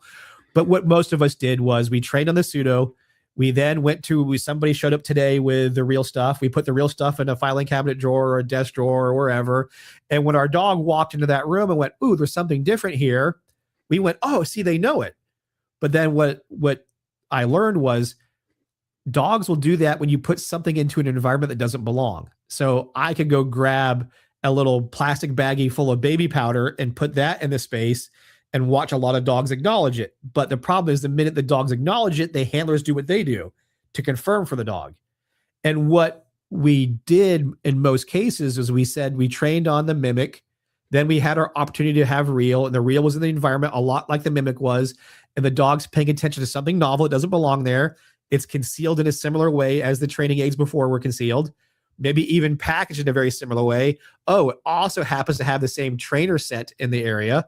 My trainer is still here. So then that does it. And the first time another dog goes over it, say another dog searched before I did, that dog put off whatever we call like the happy hormone or the whatever thing that's telling them that the next dog comes in and goes, oh, this is relevant. And odor happens to be at the very end of that list. There's a lot of other little things that the dogs will use as inferences to help solve the problem. But if you do the blind lineups, you're able to reduce a lot of those cues because now it's all the same paint cans. They're all in a row. The handler has no clue. It's just silver paint cans, so you don't know anything. They're either just numbered, so all you can do is call out a number. where in the environment, it's that one filing cabinet in that room. There's no other filing cabinet in the room itself. And it's the only thing novel in that space. Now, hopefully, maybe somebody might put something else novel out as well that's non-target. But again, rarely does that happen. And rarely will it be in the same, say, strong chemical profile where the dog will go, I'm interested in this, but it's not what I'm looking for, move on. Right. So so what I say to people is mimics and pseudos have a definite use. And some of the best usage of it is it helps your dog learn detection. It's learning a substance. And in most cases, those synthetics that are out there, you're not going to find them in the real world environment. Most cases, unless it's another dog person that's traveling with a pseudo with them, would have your dog hit it, So the way I kind of share it in these days is like use what you can get your hands on that teach the dog how to be a good detection dog with the right habits. And if you don't have real, train on whatever mimic is supposed to be matching the world you're in. And then the first opportunities that you have to train on the real substance, train on the real substance as frequently as you can. Just like when training on the real substance, I still have to have the same thing happen. I still have to have that handler train on somebody else's real substance as soon as possible, because I can be just as problematic because my dog got so rigid about that particular real odor in whatever purity, impurity, whatever's with it. Both ends of that spectrum need generalization. You need to show the dog more pictures so it gets better at it. Just pick something that has the least amount of fallout. That's the kind of message I share these days. All three options have pros and cons. None of them are perfect. The only thing I can say is, but yes, training on the real substance should operationally match what you're looking for more authenticity wise than maybe an absorption aid or a mimic aid. They will have something that you do have to consider about doing it. Now, the easy answer to kind of say to most people is, okay, if you could get your hands on the real substance and I put the option in front of you, you can either have the real substance of X or the mimic of X. You're allowed to have both. What would you choose to start with? Almost every option, if you could get your hands on the real, everybody's going to pick the real. Yeah. The mimic or pseudo exists for two reasons: accessibility and or safety. Yeah. And that's relevant. That's an important part. But what happens is we get wrapped up in these arguments, me included, where we started trying to go, it's either this or that, and you're wrong if you do this. We can't camp up all the time on every topic. We have to look at it objectively. And I've been better over the past few years of saying, hey, look, because I went from one spectrum to the other spectrum, I can now land in the middle much better because I've seen pros and cons to both sides of it. And I've made my own experiences and errors on both sides of those equations. What about discrimination? Like, and teaching dogs multiple orders, where does that come into play? So the sooner you show discrimination, generally the better. And the reason is the same reason I said earlier. The more I keep showing them they finding this thing, they think, let's just say I'm doing a 4-box lineup. That's an easy visual for most people. If I have one box, which is called the hot box, that's the substance where that's the box that always lives in, the dog will get really good at going, yep, this box is hot. And you might, most people these days will start off, especially if they're using some of the devices that launch a toy out, they'll put a toy in the other boxes, which is fine. That's great. But that goes back to that same argument I said earlier. Does your dog know toy by itself is no good, but the box with toy plus odor is good? Or electronics too. What do they?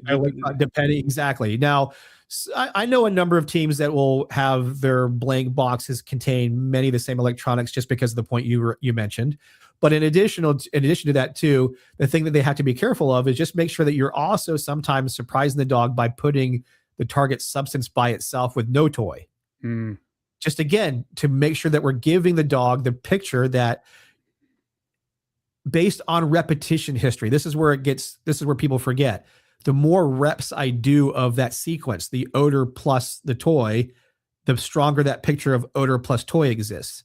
So to your point of discrimination, if I'm always showing the dog odor in this configuration without changing the other things in other boxes, putting other smells in there, not just having the same ones all the time, because the dog will go, got it. Box number 1 has a tennis ball in it. Box number 2 has rubber gloves in it. Box number 3.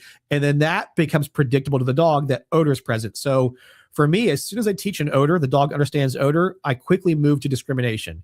In each session and sometimes each day, I'm going to change what that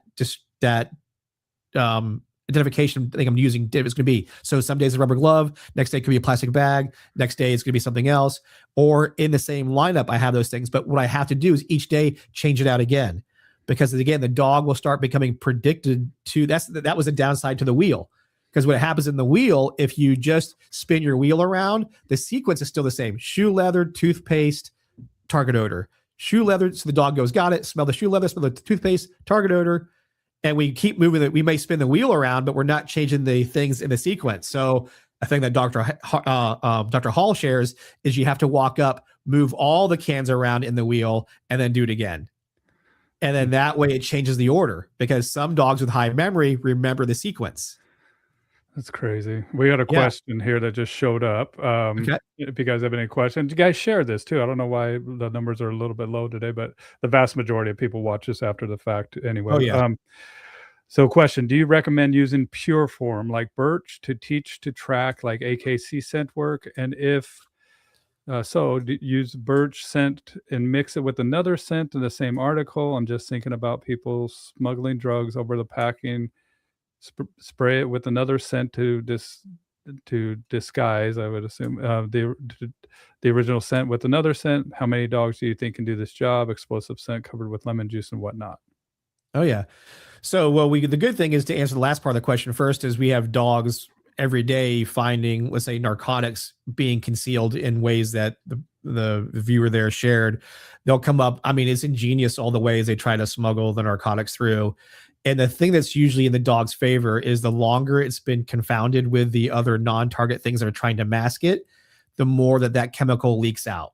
Now, if I take something right now, let's say I take the drug and I wrap it with cellophane, and then I wrap it with mustard over that cellophane, then I wrap another layer of motor oil over that, and I put it out right now, the dog probably won't smell it. There's no chance for that odor, the target odor, to seep out. The only way it could seep out if I'm grubby and I touch the substance and then I touched all the layers, I might have some contamination or transfer there. But what happens is, the longer that something is confounded with something, that target substance will get out. Now, here's the thing. I can't always expect that first time operation, the dog will nail it. I have to show what I should do in training is show my dog that picture. So I share this all the time with the police officers I train with. I say, okay, give me your training aid. We're going to wrap it in cellophane. And then after we do 2 layers or 3 layers of cellophane, we're going to put some mustard on that outer layer. Then we're going to wrap it a few more times. Then we're going to take some peanut butter. We're going to wrap it over that. And then we're going to let it set overnight. So that way it matches like mail. It's being shipped from one location to the other location. So 24-hour mail kind of thing. Well, now the next morning, what we want to do is we're going to put it in the lineup. We'll put these other things by themselves, the mustard by itself and the peanut butter by itself, the cellophane by itself, and then the target substance one. And we will see how the dog does. Does the dog pick it up? Does the dog not pick it up? If a dog doesn't pick it up, well, then we can kind of tell that the dog doesn't understand that picture. So we have to peel it back a layer or two. Maybe let's just do the layer this time with the mustard only and see will the dog pick it up. Now, going to the first part of that question of training on pure, I can tell you there's no pure. At some point, especially at handler or trainer level, we've mucked it up in some way. Even though it came to us and whatever, it's going to get contaminated in one form or fashion. How you store it, how you carried it, whatever. Unless you're going to be in a scientific laboratory, wear a full suit, head thing on, because if you can go, it's pure, and you're walking around like this and you have rubber gloves on, you're still breathing over it. There's still the environment. There's still things are going to happen. Here's the greatest part. Dogs can be smart enough to figure out, after some exposure and reinforcement history, what they should be paying attention to. This is the hardest part about detection, is us peeling back those layers of the onions to make sure that the dog is paying attention to the thing that we want it to versus assuming it is. And this is where testing comes into play to help give us better data and to understand what the outcomes are. Is the dog truly accurate at detecting this under these different circumstances? Is it only good at detecting it under these conditions, which are maybe simpler or more dumbed down in the sense that it's only the target substance within whatever container or vessel it's kept in. So you just have to be smart about showing the dog all these variables So that way it can start to understand if that chemical is present under any of these variable conditions, tell me. And if it's not, also tell me by not showing me anything. And to answer your question earlier about the variables, I introduced those variables earlier because the sooner I introduce variables, the dog becomes more flexible. If I wait too long before I show variables, the dog will think, due to reinforcement history, it's always like this. Yes. So the sooner, so I show variables earlier, I show the discrimination, I do generalization and discrimination really early on to include 0 runs, meaning there's going to be runs in those sequences where no odor is present, and the dog will be reinforced for the right answer. It's reinforced if it finds target odor, and there's a level of reinforcement I can use when they do the correct answer of nothing is here. Because if you only show them the right answer to get reinforcement is always finding something, when the absence of the stimulus is there, you will probably have, and again, there's numbers to this that people will test, but there's in testing cases, your probability of a false response increases for 2 reasons. 1, the longer the handler's there, and 2, the dog feels the only way to solve the problem is to pick something. So in lieu of no target odor there, you will have some dogs will go, well, I don't smell, but this thing here is the smelliest. And you'll have some dogs do that. So the sooner that you show them that 0 is a possibility and the correct answer of nothing is here, meaning there's no response, can have some type of reinforcement history to it, levels out the dog's need to say, I can't find anything, so I'm going to pick this. I'm not even going into the factor of handler behavior because there's a whole bunch of handler stuff that goes into play that may also cause these false responses. But if we're just going on the understanding that they find something, they get paid, but the right answer, even in the absence of odor, no stimulus is present, and the dog shows no stimulus present, the user has the option to reinforce that correct answer if they choose. And those that have chosen to do that tend to have a much lower false response history. Well, it just goes to show the importance of being a blind handler too, man. Yes. Because I can see that there's so many tells that a handler can do, even if they're trying consciously to not, we still do. We all do. People call me out. I'll do random things too. I teach the stuff and I try not to do it, but there's times where like I share the easiest one. The easiest one is you look towards where you know the answer is. So your dog will search the direction of where you face the best versus searching the space behind you. So I'll do an experiment from time to time where I have the handlers search, like, and they're in a room facing a certain wall with a bunch of, furniture and what have you. So they'll search a lot of that space there. And as they search that space, the odor is actually behind the handler on the wall over here. Few dogs, and we'll make it stinky. We'll make it purposely stronger to see will the dog go behind the handler and say it's over here and not only search the area the handler is facing.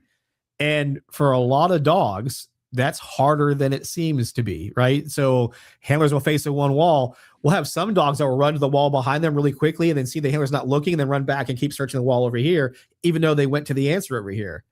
So we have to be very aware of our subconscious cueing. And the first easiest one is we typically sit and stare towards where we believe something is at.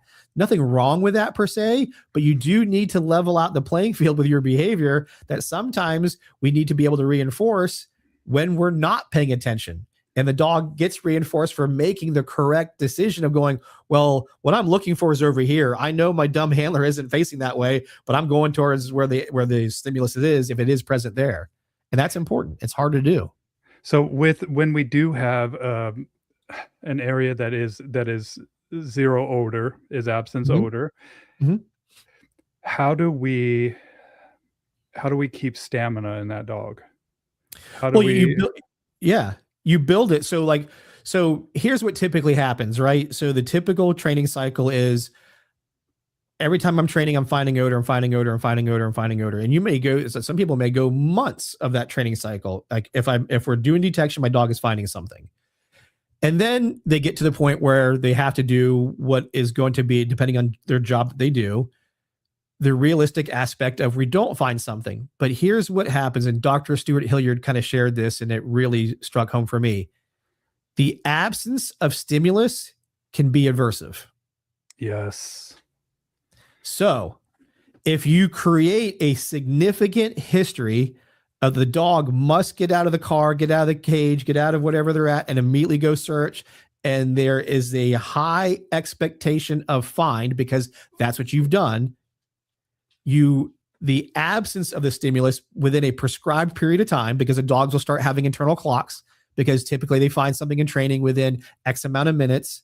Yes. To your point that you're making, if they haven't found it in X amount of minutes, you're going to see sometimes behavioral changes, meaning more rapid sniffing. Like, gosh, I haven't found it yet.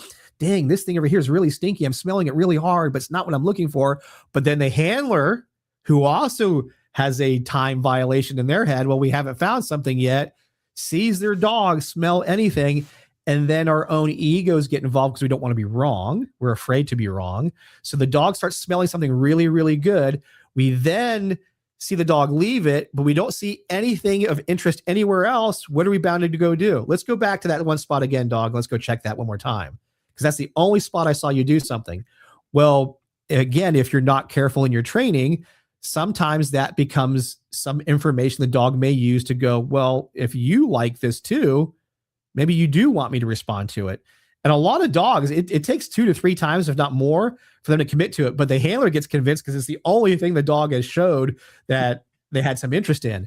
So to build out that time duration, what I really do and what I share now is I show the dog 0 is a possibility really early on in that simple protocol system, where whether it be the wall, the boxes, the wheels, whatever, 0 is an option, and 0 at my discretion gets reinforced on a variable level, just like I do on real odor. I also, once the dog knows odor, I introduce a variable reinforcement schedule. This just bolsters the dogs.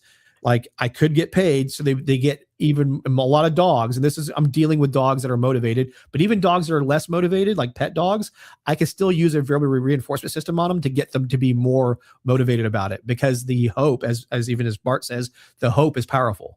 And if I create hope, that reinforcement will happen. I'll get, in most cases, some type of behavior change that is strong enough for me to read that there's something that could be relevant to this.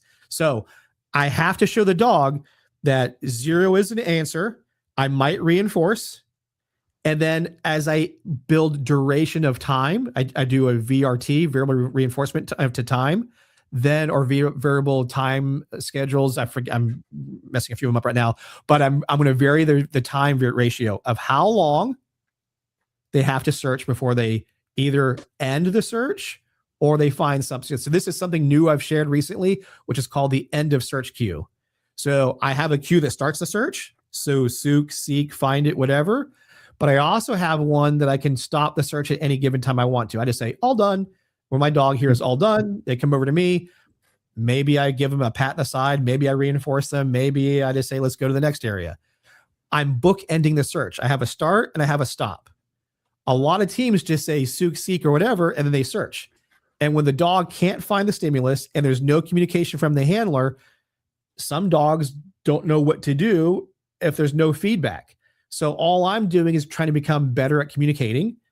I can stop the search. Maybe there's something I see over here could be a problem in the environment, could be a hazard or whatever. I can say, all done. Dog comes back to me. Now handlers can go, oh no, Cameron, no problem. I say recall. I say here, do it. Yep, you can do that too.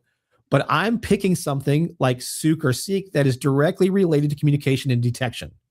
So when I say all done for me, so in the sport world, they always use this one. Finish. That is their cue. In nose work and AKC scent work, the typical answer is finish, and that cues the dog that they're done. But it's really there for the judge to know the handler has finished the search. But inadvertently, what they've done, they've created a start and they've created a stop. Both have value in communication. So to build duration, I'll search X period of time. If my dog hasn't found something yet, I can say all done. I can engage in my dog in whatever way is reasonable that makes sense. And then I can stop for X amount of seconds or minutes and then say start again. And I can keep going and build duration that way. So some will do this. They'll throw odor out to keep the dog motivated. But then if you keep throwing odor out, you might start seeing the outcome of the dog going, well, I have to find something. And for certain dogs, I think that is the answer. But for other dogs, that may not be the answer. Having another form of communication can create clarity versus the dog trying to play hot and cold and never knowing when they're hot. Yeah. I mean, it makes total sense. And it also, I mean, the bookend and and just like Bart says, like when we do the indicator of like we're back on, that's that hope coming back alive, right? And so we dog can wind down, kind of get over it, and then I'm thinking about a police officer that I was talking to, and he had a perp that was hiding in these bushes, and the perp actually dropped his gun, and the dog found the gun, and that kind of reignited the dog as well. And so I can see that the scent being there, but it took a very long time to find this perp, and so calling the dog back to you, all done, and even staying in the same area, or even walking a little bit to just a different area, but still in the same general area, giving the cue to start again. Well, let's zoom out to this. Let's take a bomb dog. This is an easy example. I could actually do bomb or human remains as a good example for this. So in training, the bomb dog, they train at this, let's say they have 5 different locations they frequently train, right? This old warehouse, a car lot, another building, whatever. And on training day, the dog is getting 5 or more fines in training. And they're typically at these locations. But then that bomb dog goes to the airport it works at, or the casino it works at if it's in Vegas, and they don't ever find anything in those environments. Right. And the dog starts learning, okay, under this context is Disneyland. Toys are flying. I'm having a great time. All the dogs in the parking lot are barking. We know it's a training day. Probability of reinforcement is extremely high. Over here where I work, very low potential of fines. So then that environment contextually can become punishing in its own way.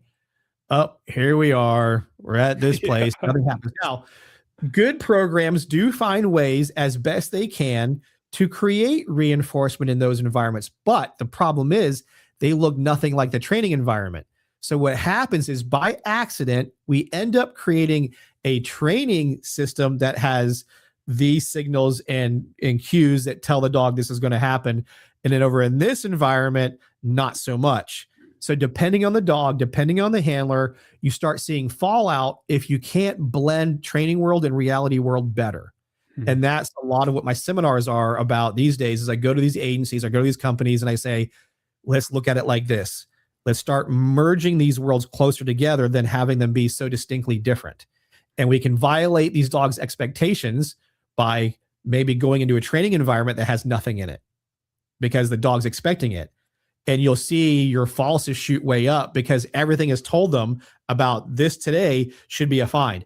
And it's the handlers too. It's not even just the dogs. The handlers coming in expect to find something. It's training day. I'm here with 10 other dog teams. Like I said, the parking lot's full of barking dogs from time to time, or a dog gets out, 3 or 4 are barking. They know what's going on the minute they hit the parking lot. And then they go in there and it's a training day. So I expect to find something. So as an instructor, I love violating that expectation. But number 2, what I also do is I turn their training environment to look different. So maybe I show up with a bag of trash, I toss it over a room. I have to clean up later on, but that dog who's walked in that building 50 times already, never experienced it with some brand new trash. Or I go to Goodwill and I buy a bunch of clothes and I toss clothes all over the room. All these things, you're gonna see the dogs go, whoa, this is different. And then I figure out where I want to violate the expectation. Do I want to violate that this is the only dog that searches that space? Do I want to violate the expectation there's no find to be found? Do I want to violate that the only thing I put in here is a non-target substance that's really tempting and the handler doesn't know? So there's different things I can do, but then I try to show them, let's just get creative. Let's just walk into your normal world. Let's leave this training area. Let's walk over here and go to another area. How can you turn this in some way or another into a training lesson so that the dog starts realizing there's hope to finding something over here where they almost never find something. And what they're finding isn't their normal training aid. How can I be creative? If they do find stimulus in the space, what can I do to make it more match what I'm actually looking for? So this is where like, I'll give you the example of that. So what I did for some bomb dogs was I put the explosive odor into a water bottle, the metal water bottles. I've instantly created a pipe bomb by doing that. If I wanted to go full in depth, right? Instead of using a pipe, I just used a water bottle. And then that blends into the environment. And I can carry that with me. I can move it around. I can do some great stuff in their normal environment that will blend in, that looks operational as well. And maybe I tell the teams we're doing this. Maybe I don't tell the teams we're doing this. And we come into their operational environment. I get it. There's going to be some teams that are like, hey, Cameron, I would love to be able to do that, but there's no way in hell they're going to ever let me walk into this environment with that substance. So then this is where those soaks come into play or the mimics come into play. I can still create hope by them finding these targets, whether how close they match can be debated. But if I can still show the dog do the job, and you will probably find a stimulus that you are trained to respond to and reinforce them that way and vary that up.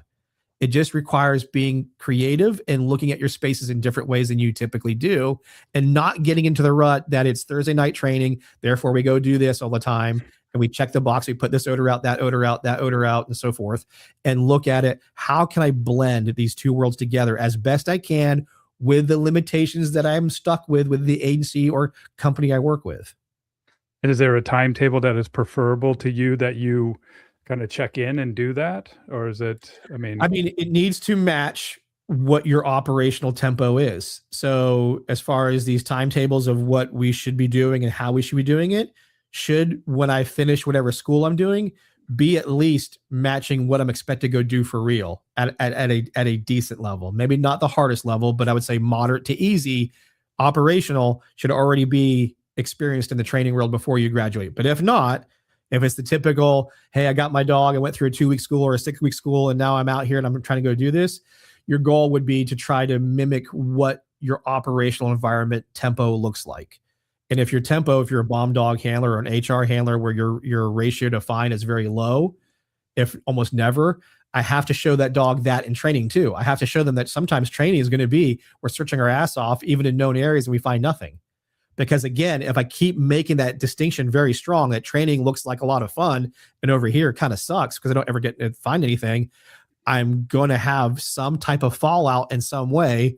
And this depends on handler, depends on dog. So I can't say it's always going to be this because it's going to vary depending on the human and the dog.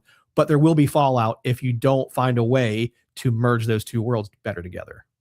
Yeah. Well, and I can see how that can be viewed as an aversive. Now, with HRD, I mean, you're typically working, I mean, SAR, or is that it? Or is it also like for, I mean, I don't, in a city environment, how does that work? And how do you do that with the HRD dogs?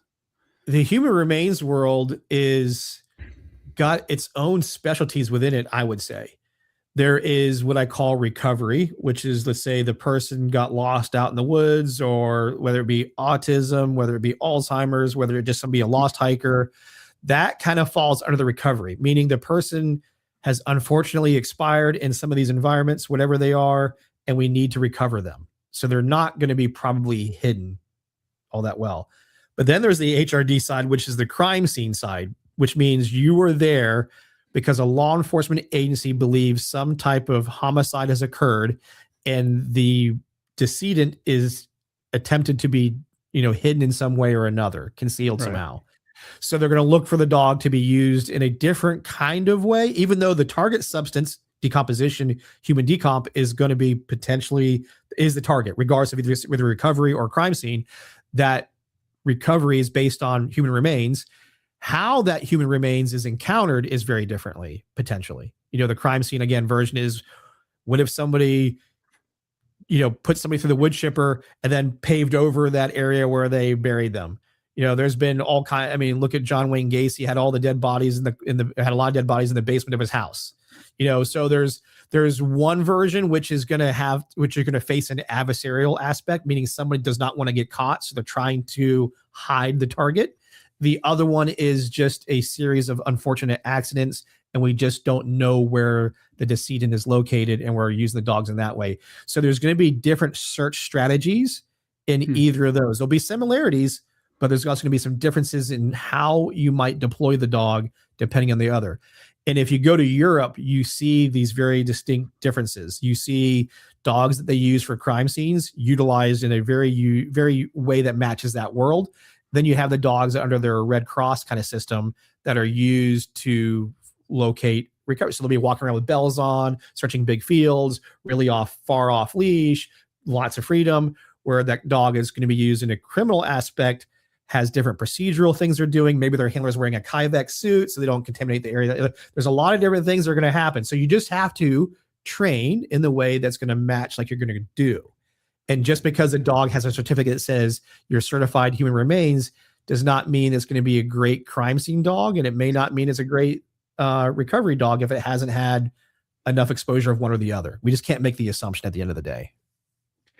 Well, and it's also here in I'm in Snohomish County, where SAR was formed to the modern day, and we just had this mudslide a few years ago up in Oso, where they brought the FEMA dogs in. But when I've talked to SAR handlers, search and rescue, there's also a factor of they were out looking for a recovery, and they came upon a different suicide. So somebody went out there, and it wasn't who they were looking for, and they found another decedent, and they kind of had to keep it hush hush. So the family so they can identify who this was, but they definitely knew it wasn't the kid that they were looking for. And I was like, that's fascinating. And I'm also looking at, I mean, there's a book of a lost person behavior, right? And it's just a breakdown, just like you said, the data points that we're looking for of like out of 100 autistic kids that got lost, 80 of them went this way or went and sought a lake, and then looking at the landscape and looking at the ridges of the mountains or the hills that you're in, the wind patterns. So what you're highlighting is something that so many handlers do, and it gets them wrapped up around those details, and they stop doing the most important detail, which is reading their dog. Because what happens is, like, a lot of things, and I used to share a lot of those things too. I'd be like, hey, understand this, understand that. Then what I started witnessing was handlers would start thinking about those things while they're working their dog, and it took focus off the dog versus saying, hey, here's your area. I'm giving you from this point to this point, that point to that point. There's your square. Okay. Search that area. Let me know if you got anything in there. And when you do that to them and you give them no other info, all they can do is go, where's my boundary points? And they walk and they work their dogs. People who have gone into, okay, the wind's going this way, temperature is this, they'll get so in the minutia that the minutia a lot of times interferes. What I like about those details, though, what I tell handlers is, don't worry about those as you start your search. If you get too much into thinking about what ifs, you're probably going to do something that interferes with good search work, like reading your dog. So just go work and read your dog. Now, if your dog indicates, now take in what's going on. Where is the wind coming from? Because now is the point the dog's alerting to. Could it possibly, or would it be reasonable that maybe it's 6 feet away from that due to the wind? So when you tell somebody my dog alerted here, you can also say, it may not be exactly where the dog alerted to. You have to think based on the current wind conditions and the temperature. I would think the possibility that's reasonable could be within 8 feet this direction with over here, knowing there's some wood line, whatever. Then you can start going your variables based on the indication. A lot of times when you start getting too much out in front of all that, it turns into, well, did we create a bias into our head that we probably could have avoided if we just didn't go down that rabbit hole? And that's, again, something that's easier said than done. I have been there so many times myself where, I mean, I do it from time to time, even when I'm training with friends. I'm like, I'm a trainer. I would probably hide it like this, or I might do this. And if my dog does something, I start dissecting it. Well, if the wind's doing that, and I got stop. Did your dog do X, Y, or Z? Did it not? And well, it didn't. Okay, move on.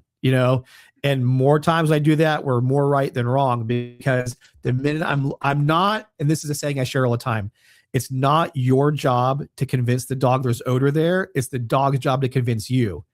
But so often we see the slightest little thing and we start trying to convince the dog and ourselves this is where something's at, versus it being the other way around. Like, nope, I don't believe you. You better convince me that this is something there.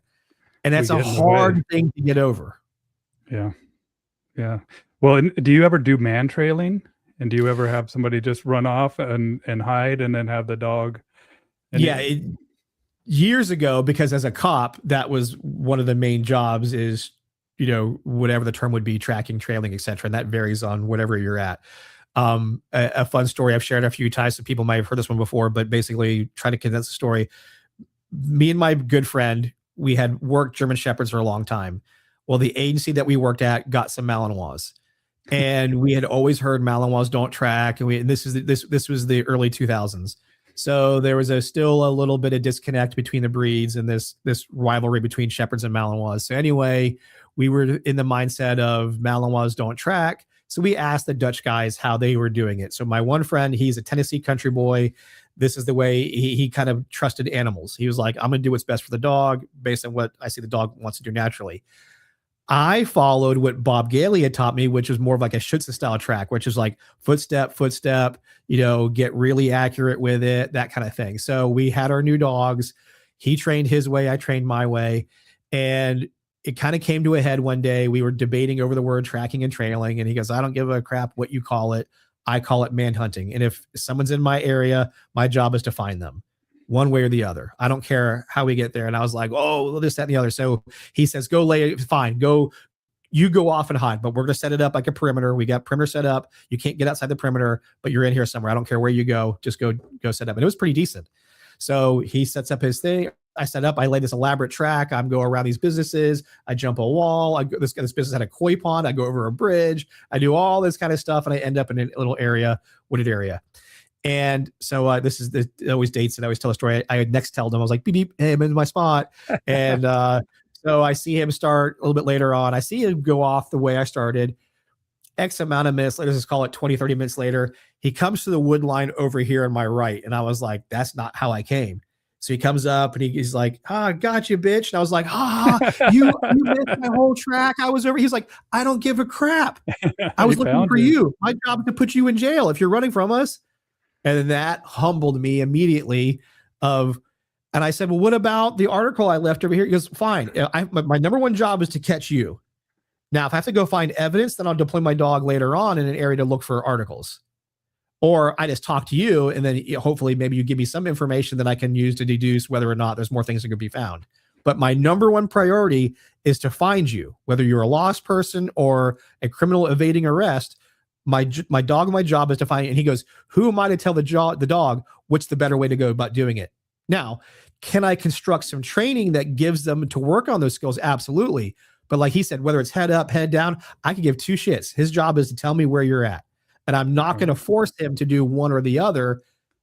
I'm going to let him do what he does naturally, because he brought up a very good point. He goes, because what do we do for real? We do all this tracking training, and then we get our first call, we get out of the patrol car, and we hold that leash and go, don't fuck me now, let's go. Because I don't know. So you end up having to trust what that dog's telling you and work through it on your real operational calls. And the busier a department is, they get more opportunities to do that. The dog learns through sometimes the easy captures. They only had to go 100 yards and the person was right there, or the wind was blowing right in their face perfectly. And the dogs with more calls for service start figuring that stuff out despite some of the training they go through. Other dogs or other handlers who may have learned through experience train their next dog slightly different than they did their last dog. At the end of the day, I think sometimes we pigeonhole ourselves on definitions versus looking at it from a dog's perspective and what could be best for the dog to accomplish whatever that job is. So in recent history, I haven't done tracking, that kind of tracking trailing work in ages. The last time we even played with it a little bit was with the SEAL teams. We tested a few ideas out, but that's not really their mission set. They don't really go looking for somebody off of a target. That's somebody else's job. But we tested a few things just to see practicality, because under the multi-purpose canine definition, certain special forces programs do have some tracking dogs. At least during the wars, they did a little bit. But in any case, that would be the last time I did that. So it's been probably a decade or more since I've done tracking trailing stuff. And I think it just illustrates with the point that you made earlier about SAR coming in there thinking that you know better than the dog, instead of letting this dog's God-given gift go to work and accomplish the job that is in front of them.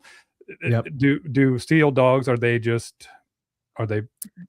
is their primarily objective? It's a detection tool. So okay. Like when I first got there, it was quasi still really heavy towards the bite work side of things, the apprehension aspect. There was a shift that started happening where they realized, hey, these guys are SEAL team guys. They can neutralize a target if they had to. So the dog being primarily focused on a lot of bite work training was not to its best advantage, where detecting explosives is what was going to save other SEAL team members' lives. Yep. So during my time there, we had a shift in the type of dogs that we picked, and the focus of training became heavier towards detection, with still plenty of apprehension and bite involved. Like anything else, certain dogs are going to like that side better than another. Certain dogs are going to definitely, just gravitate towards liking bite work, or the cues that might tell them a bite might happen next, would get in the way. So our goal was to work heavily towards detection with the component of apprehension. And we got, through selection testing, better dogs that were able to switch back and forth with less fallout. They could go from focusing on detection heavily and go apprehend somebody without a problem. Other dogs, we had to kind of just steer them into, hey, at least tell me the explosives here before you go chase or want to go bite. So there was some cool stuff we got to play with. And there was videos years ago that we used to share, and Justin Rigney would share them too, where the dog would do detection led to apprehension. And you could start to increase value. You're just pre-macking detection to potential value of an apprehension. And again, with anything else, you had to be careful with what type of dog you did that with and how often you did that with. But it was the premise that could show them that detection has a lot of value, even though there's also potential for an apprehension or using your mouth to go engage on something. Awesome, bro. I haven't even looked at my questions that I asked for you. So let me run through some of these questions, and then we've been chatting for a while. You got me going, man. You do seminars. Are you using the school? How, like, if people are watching this and they want to learn from you directly, myself included, how do we do that?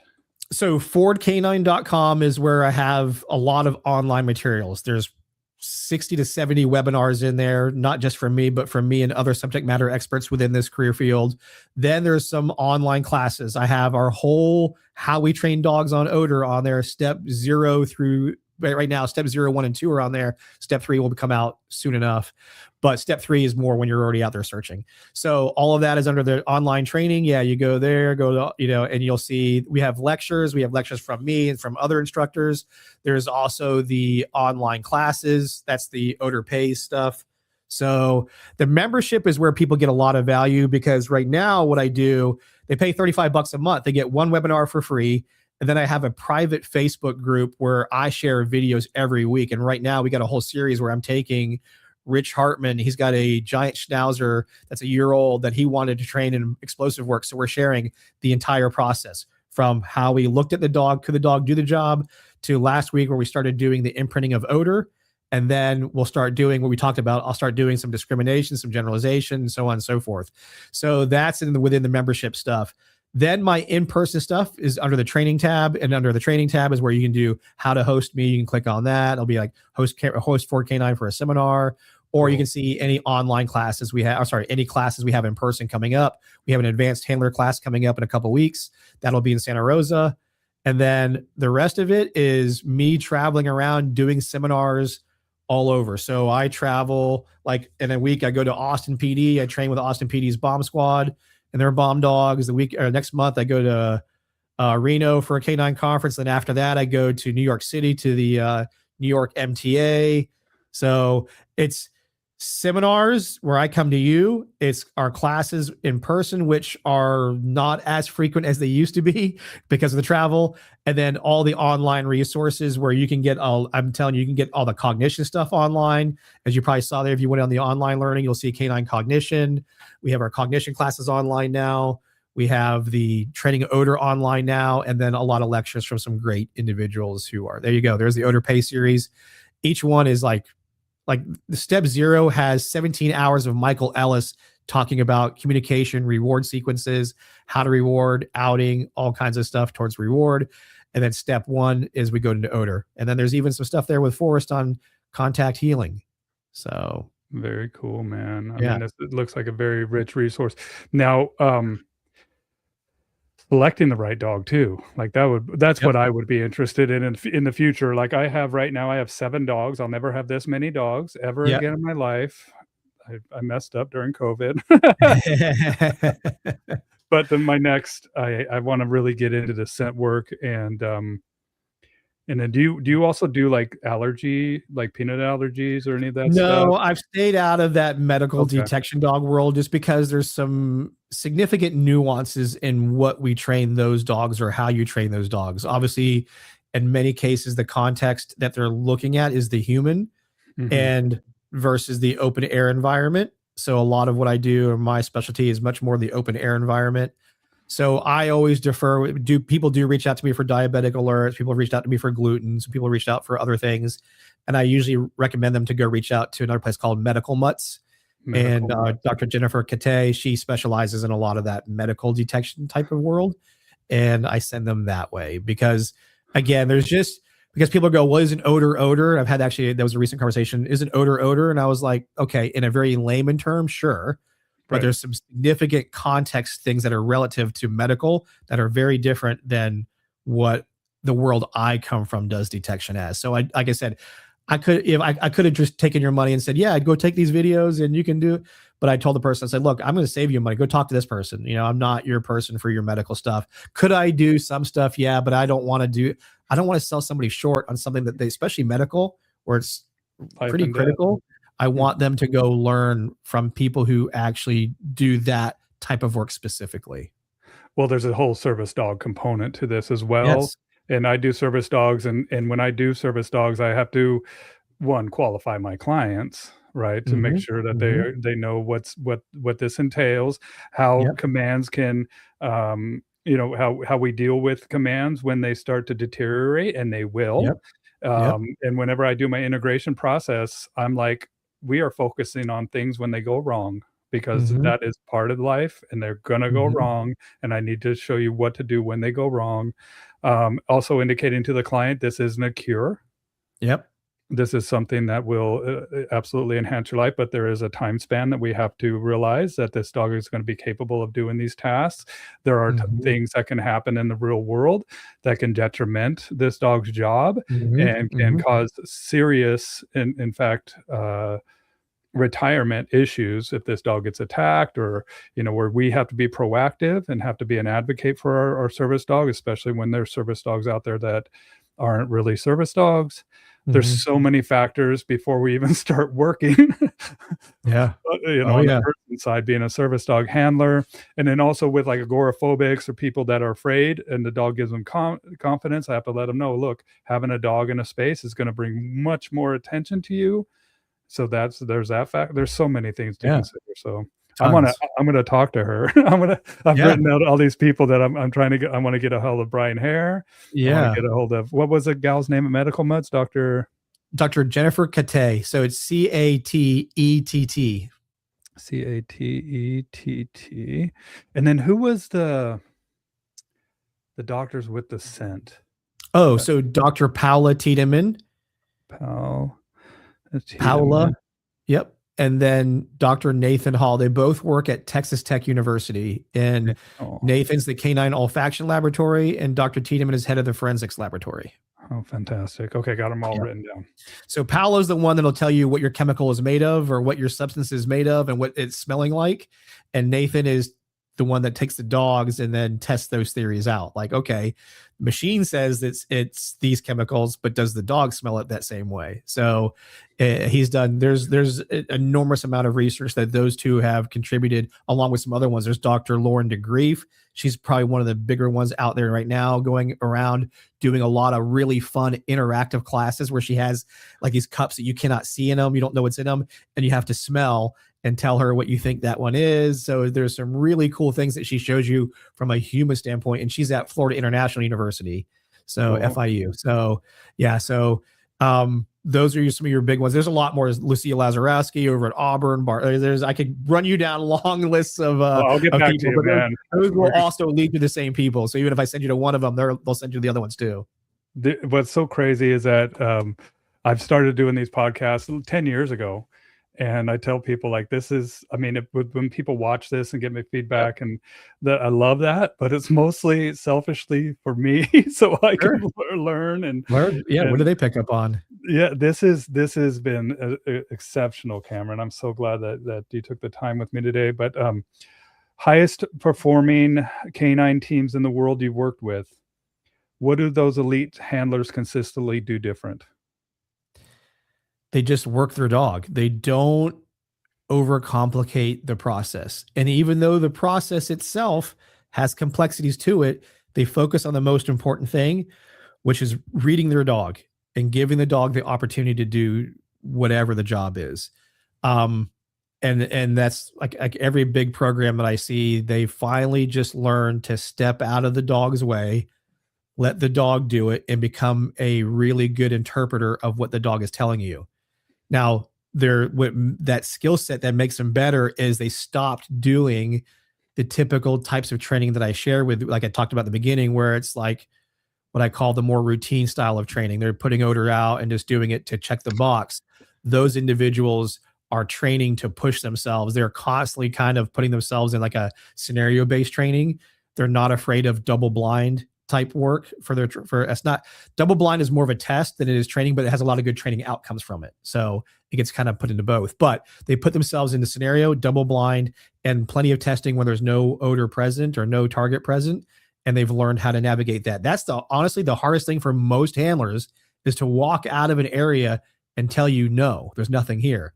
They want to have a fail safe of a maybe in case they were wrong. But the more you put yourself under that pressure test type system, the more confidence you have. And then the more confidence you have, the better you and your dog work together. That's where the thing is, when we stay, I think the biggest error that most make is they keep it too easy for way too long. And they haven't experienced enough pressure tests yet to kind of get over a hump of that trust and comfortability of saying yes or no if something's there or not. That's why you do the discrimination sooner. That's why you do the false These response. are all lessons I've learned from it's very, training is very rut oriented, right? We know we should do it this many times. You know, the number one question I get all the time is, how many reps should I do that for? How much odor should I do this for? Or how long should this go for? And the answer is, be consistently inconsistent. Of course, there's certain things that I need to do in the beginning that have value, but I need to, depending on the dog's job, again, make these variables in many cases way sooner than I thought. It's hard to take off the training wheels to ride the bike, but as soon as you get balance, start taking those training wheels off. You're going to fall down sometimes, but the more you do that, those failures teach you way more than all those wins that you get. And that's the hard part. Is, again, our ego, our dog. I don't want to make a mistake. I don't want my dog to suffer because I'm an idiot, kind of thing. And I tell handlers, don't worry about it. Your dog is resilient, because look at all the mistakes you've made before you got to here. So believe me, your dog will make through it. Your goal is to not make the same mistakes over again where it becomes a problem. That's where that fear steps in. Well, if you do this, this will probably happen. There's truth to that if you do it too many times. But if it only happens once or twice, or occasionally it happens, that just tells you, hey, you've got a gap you need to address and fix. Now come up with whatever your corrective action is and address it, and then move on from it. As what is it? Ted Lasso says, be a goldfish. Have that 10-second memory, move on from it. That's right. Drop it. I don't know if you know this, but there are a lot of egos in the dog world and in the police world. So I imagine I'm shocked by that. This kind of goes on to that, what you were just talking about. You've said handlers need to know their dog, not just trust their dog. What does that really mean? That means know the nuances. Know, and I share this, is what is predictable, repeatable, reliable in your dog. That whether that's the indication, because everybody likes to focus on a really pretty indication. But that, as Steve White said, is the period at the end of the sentence. You need to know what that whole sentence was before the period. What were the things the dog did when it encountered odor? How do you know that that's odor versus something of interest? The more you put yourself through those situations, the better you get at what another friend of mine said, Matt Devaney out of the Border Patrol said, we start splitting hairs with a dog's nose. And we start going, well, is it this? Is it this? Is it this? So, but the more you put yourself into those situations where you have to read the dog and make the call, and sometimes you're going to be wrong, and then other times you're going to be right, the more you do it, the less times you're wrong and the more times you're right. But if you only do it every now and then, you're going to be wrong probably more times than you're right, which is the defeating part of it, which is why you're afraid to go do it. So you go back to going to what you know. No, you got to push through those failures, have some good honesty about why it occurred, take some accountability. Is it you? Did this happen? Was the setup need to be adjusted? Or do you need to go back a step? Doing a reset or going back is not a problem, but a lot of people are also afraid to do that. Or they try to solve the problem in the middle of the training problem. That's not the place to do it sometimes. Sometimes you just got to end it, put the dog away, reconstruct, tear down what happened, and then go reset a new training problem up that maybe reduces a variable, that makes it a little bit easier so you guys can get over that hump, learn from it, and then test again. So, but what happens is, like we talked about, our ego gets involved. I don't want to look bad in front of my peers. I don't want my dog to suffer because I make bad decisions. So I'll just stay in this other lane where it's a little bit softer and easier for me to be in, versus let's just get through the tough stuff, power through it, learn those mistakes, and then get better. Get uncomfortable. Get Yep, uncomfortable. absolutely. That's where the growth lies. That we Yep. don't grow being comfortable. We grow our bellies. Being comfortable. Yes, exactly. From sitting still. Yep, doing nothing. Sitting still. What are the biggest misconceptions people have about detection dogs? There's a number of them. One, I think the biggest one, which I highlighted, is it's easier than we think it is in some cases. Like I said, it's a two-way street. Plenty will admit that it's got some complexities to it, but also there's many that admit, like, it's just odor. I'm just reinforcing when they find this odor. But man, there's so many complexities to the odor itself, to the environments, to what you're doing, the job you're in, all these different things. The other part is probably how imprinting is done. I think the layman has a lot of misunderstandings. Every cop will tell you will get a question usually within your first year or two of having a detection dog. Do you get the dogs addicted to drugs to find them? Do you feed the dogs? Do they eat the explosives? Like all these different things that you'll hear. Those are other misconceptions. But the biggest misconception, I think, is, like I said, oversimplifying detection that has significant complexities to it that you must pay attention to if you really want a solid detection dog. Well, and especially when we have components in the environment like fentanyl, or things that are, if this dog touches or anything, that this can't be. Fentanyl has two variations. There's fentanyl citrate and there's fentanyl HCl. They're different. So they don't smell exactly the same. The chemical can be the same, but they won't. One's a liquid form and one's a powder form. They're different. And how the dog perceives that is different.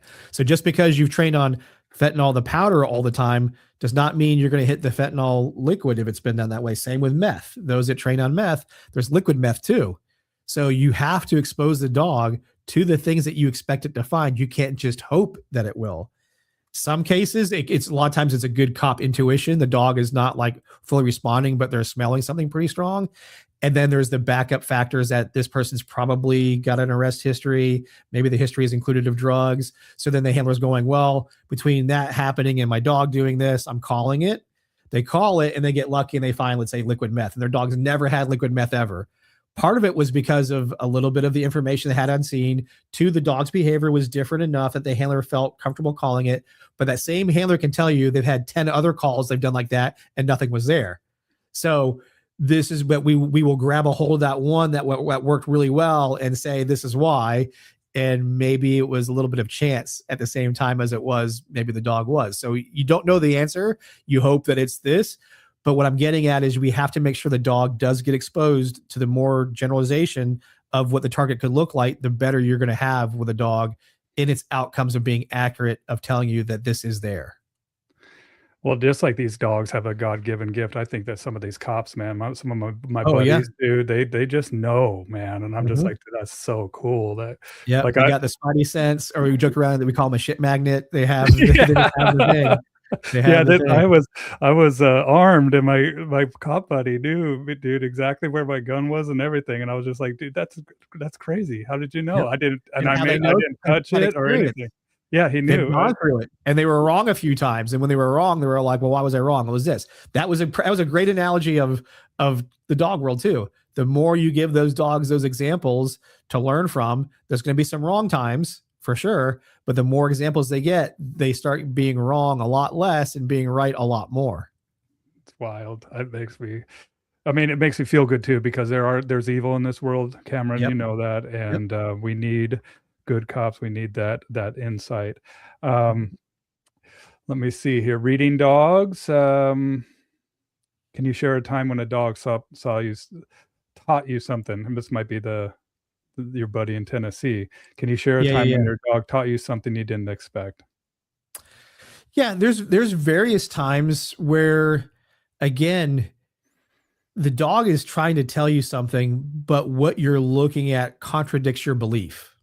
They're like, no, nah, it can't be that can't be there because of whatever the thing is. And you walked away going, I'll give you something that happened to me for real. So this was in Las Vegas. We were training some dogs up to get ready for a casino that was going to. And at the same time, this casino had some construction going on. So we were relegated to an area near that construction zone because, of course, they don't let you train in the nice areas. They let you train in all the crap areas. So anyhow, we were training and we decided, well, these guys have a bunch of gear kind of lined up down the sidewalk. We'll utilize that as a training area because they had a bunch of like their toolboxes and tool things that was not from us. So it was really good for diversity of smells. So we put out one training aid in that environment, and we had one dog hit a toolbox area. And it's a big Joe box, they call it. So it had multiple different drawers to it, and we couldn't open up any of them. They were all locked. So we're like, that was weird. But dog found the target that we were looking for a few feet down from there. So part of us were thinking, oh, maybe the odor's drifting down, maybe this, maybe that. Another dog comes down and alerts the same spot. Now that happens a lot of times, even on falses. Once one dog falses in an area, and if you're doing training with multiple dogs, you're going to see usually another dog or two show interest, and or a handler will call it if the dog even doesn't sit or respond to it. So anyway, second dog comes in and we start going, well, is that dog just responding to what the first dog did? And that's why that occurred. Luckily enough that we got done training that day, that handler that worked there just decided to reach out to those guys. And these were firearms dogs. The guy reached out to those guys and said, hey, later, I was like a couple hours later, he found them and said, hey, what's in those toolboxes over there? We had two dogs alert to it. He goes, oh, really? What kind of dogs you guys have? And we're like, firearms dogs. He starts laughing. Oh, that's where we have all these, basically they're shotgun shell primers for impact of putting like screws into the ground or whatever it was to go through cement. So it's these impact charges that have basically a very, very small load of black powder in it to set it off to go through. But in this case, it was boxes of it. It was large amounts so the dogs were right. We were coming up with all the different excuses of why we think it's happening, but the dog's nose was right. And there's been lots of handlers who've they didn't pay on something because they weren't sure. And then later to come to find out that they were right, or they thought their dog was lying to them only to find out the dog was right X amount of time later. So it's a tough one because we throw it out all the time in the dog world. We throw out the number one saying is trust your dog. We throw that out like it's the Bible verse, but man, is it hard for handlers to actually do that, which is why the next line that gets thrown out, the second most common, is trust your training. Well, that I think is a better description of what you should be doing. You should trust your training. If you can trust your training, trusting your dog becomes a lot easier.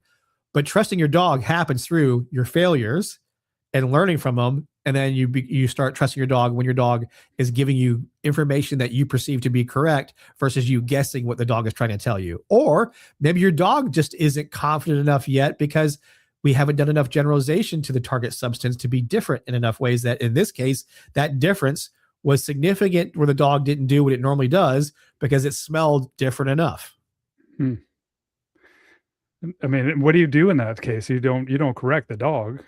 No, you take the information back, you learn from it. And the first thing in this case was we went, okay, well, we were glad that our dogs did their job on the shotgun or the shell casing kind of thing. But at the same time, when I have stuff where I've either believed something that the dog was doing that I was wrong, and I have to take that, or if let my bias show, like I was convinced something had to be there, I have to take ownership of I talked my dog into that behavior because I wouldn't leave the space, or I presented that thing 3 times when the first 2 times the dog was like, there was nothing there. But of course, in the third time, the dog's like, yes, it is, because you've been here 3 times.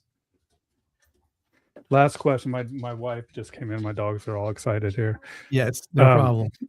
If every dog trainer listening today remembered just one lesson from Cameron Ford, what would you hope that lesson would be? Be creative.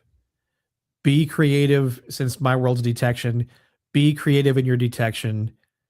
Think outside the box. Don't be afraid to try things, and let that dog lead you through the process and remove bias. So, but the biggest thing I think I want people to leave if I were to be off this earth tomorrow is that if they go out on their own trying to take some lessons I gave, is to be creative with their detection training and to accept all tools are all tools are good and all tools have downsides to them.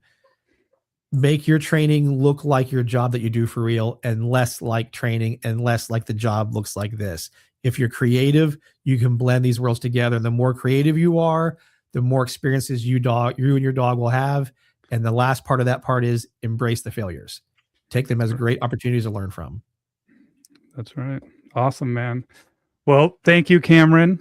This has been exceptional, and I'm going to reach out to you too. Now that we're in touch, and ask you some more people and let you know when I do have some of these people on. Absolutely, glad to help. I'll be referring back to your notes. But let's say goodbye to everybody. Bye, everybody, and I'll say goodbye to you in the studio. Okay. Okay.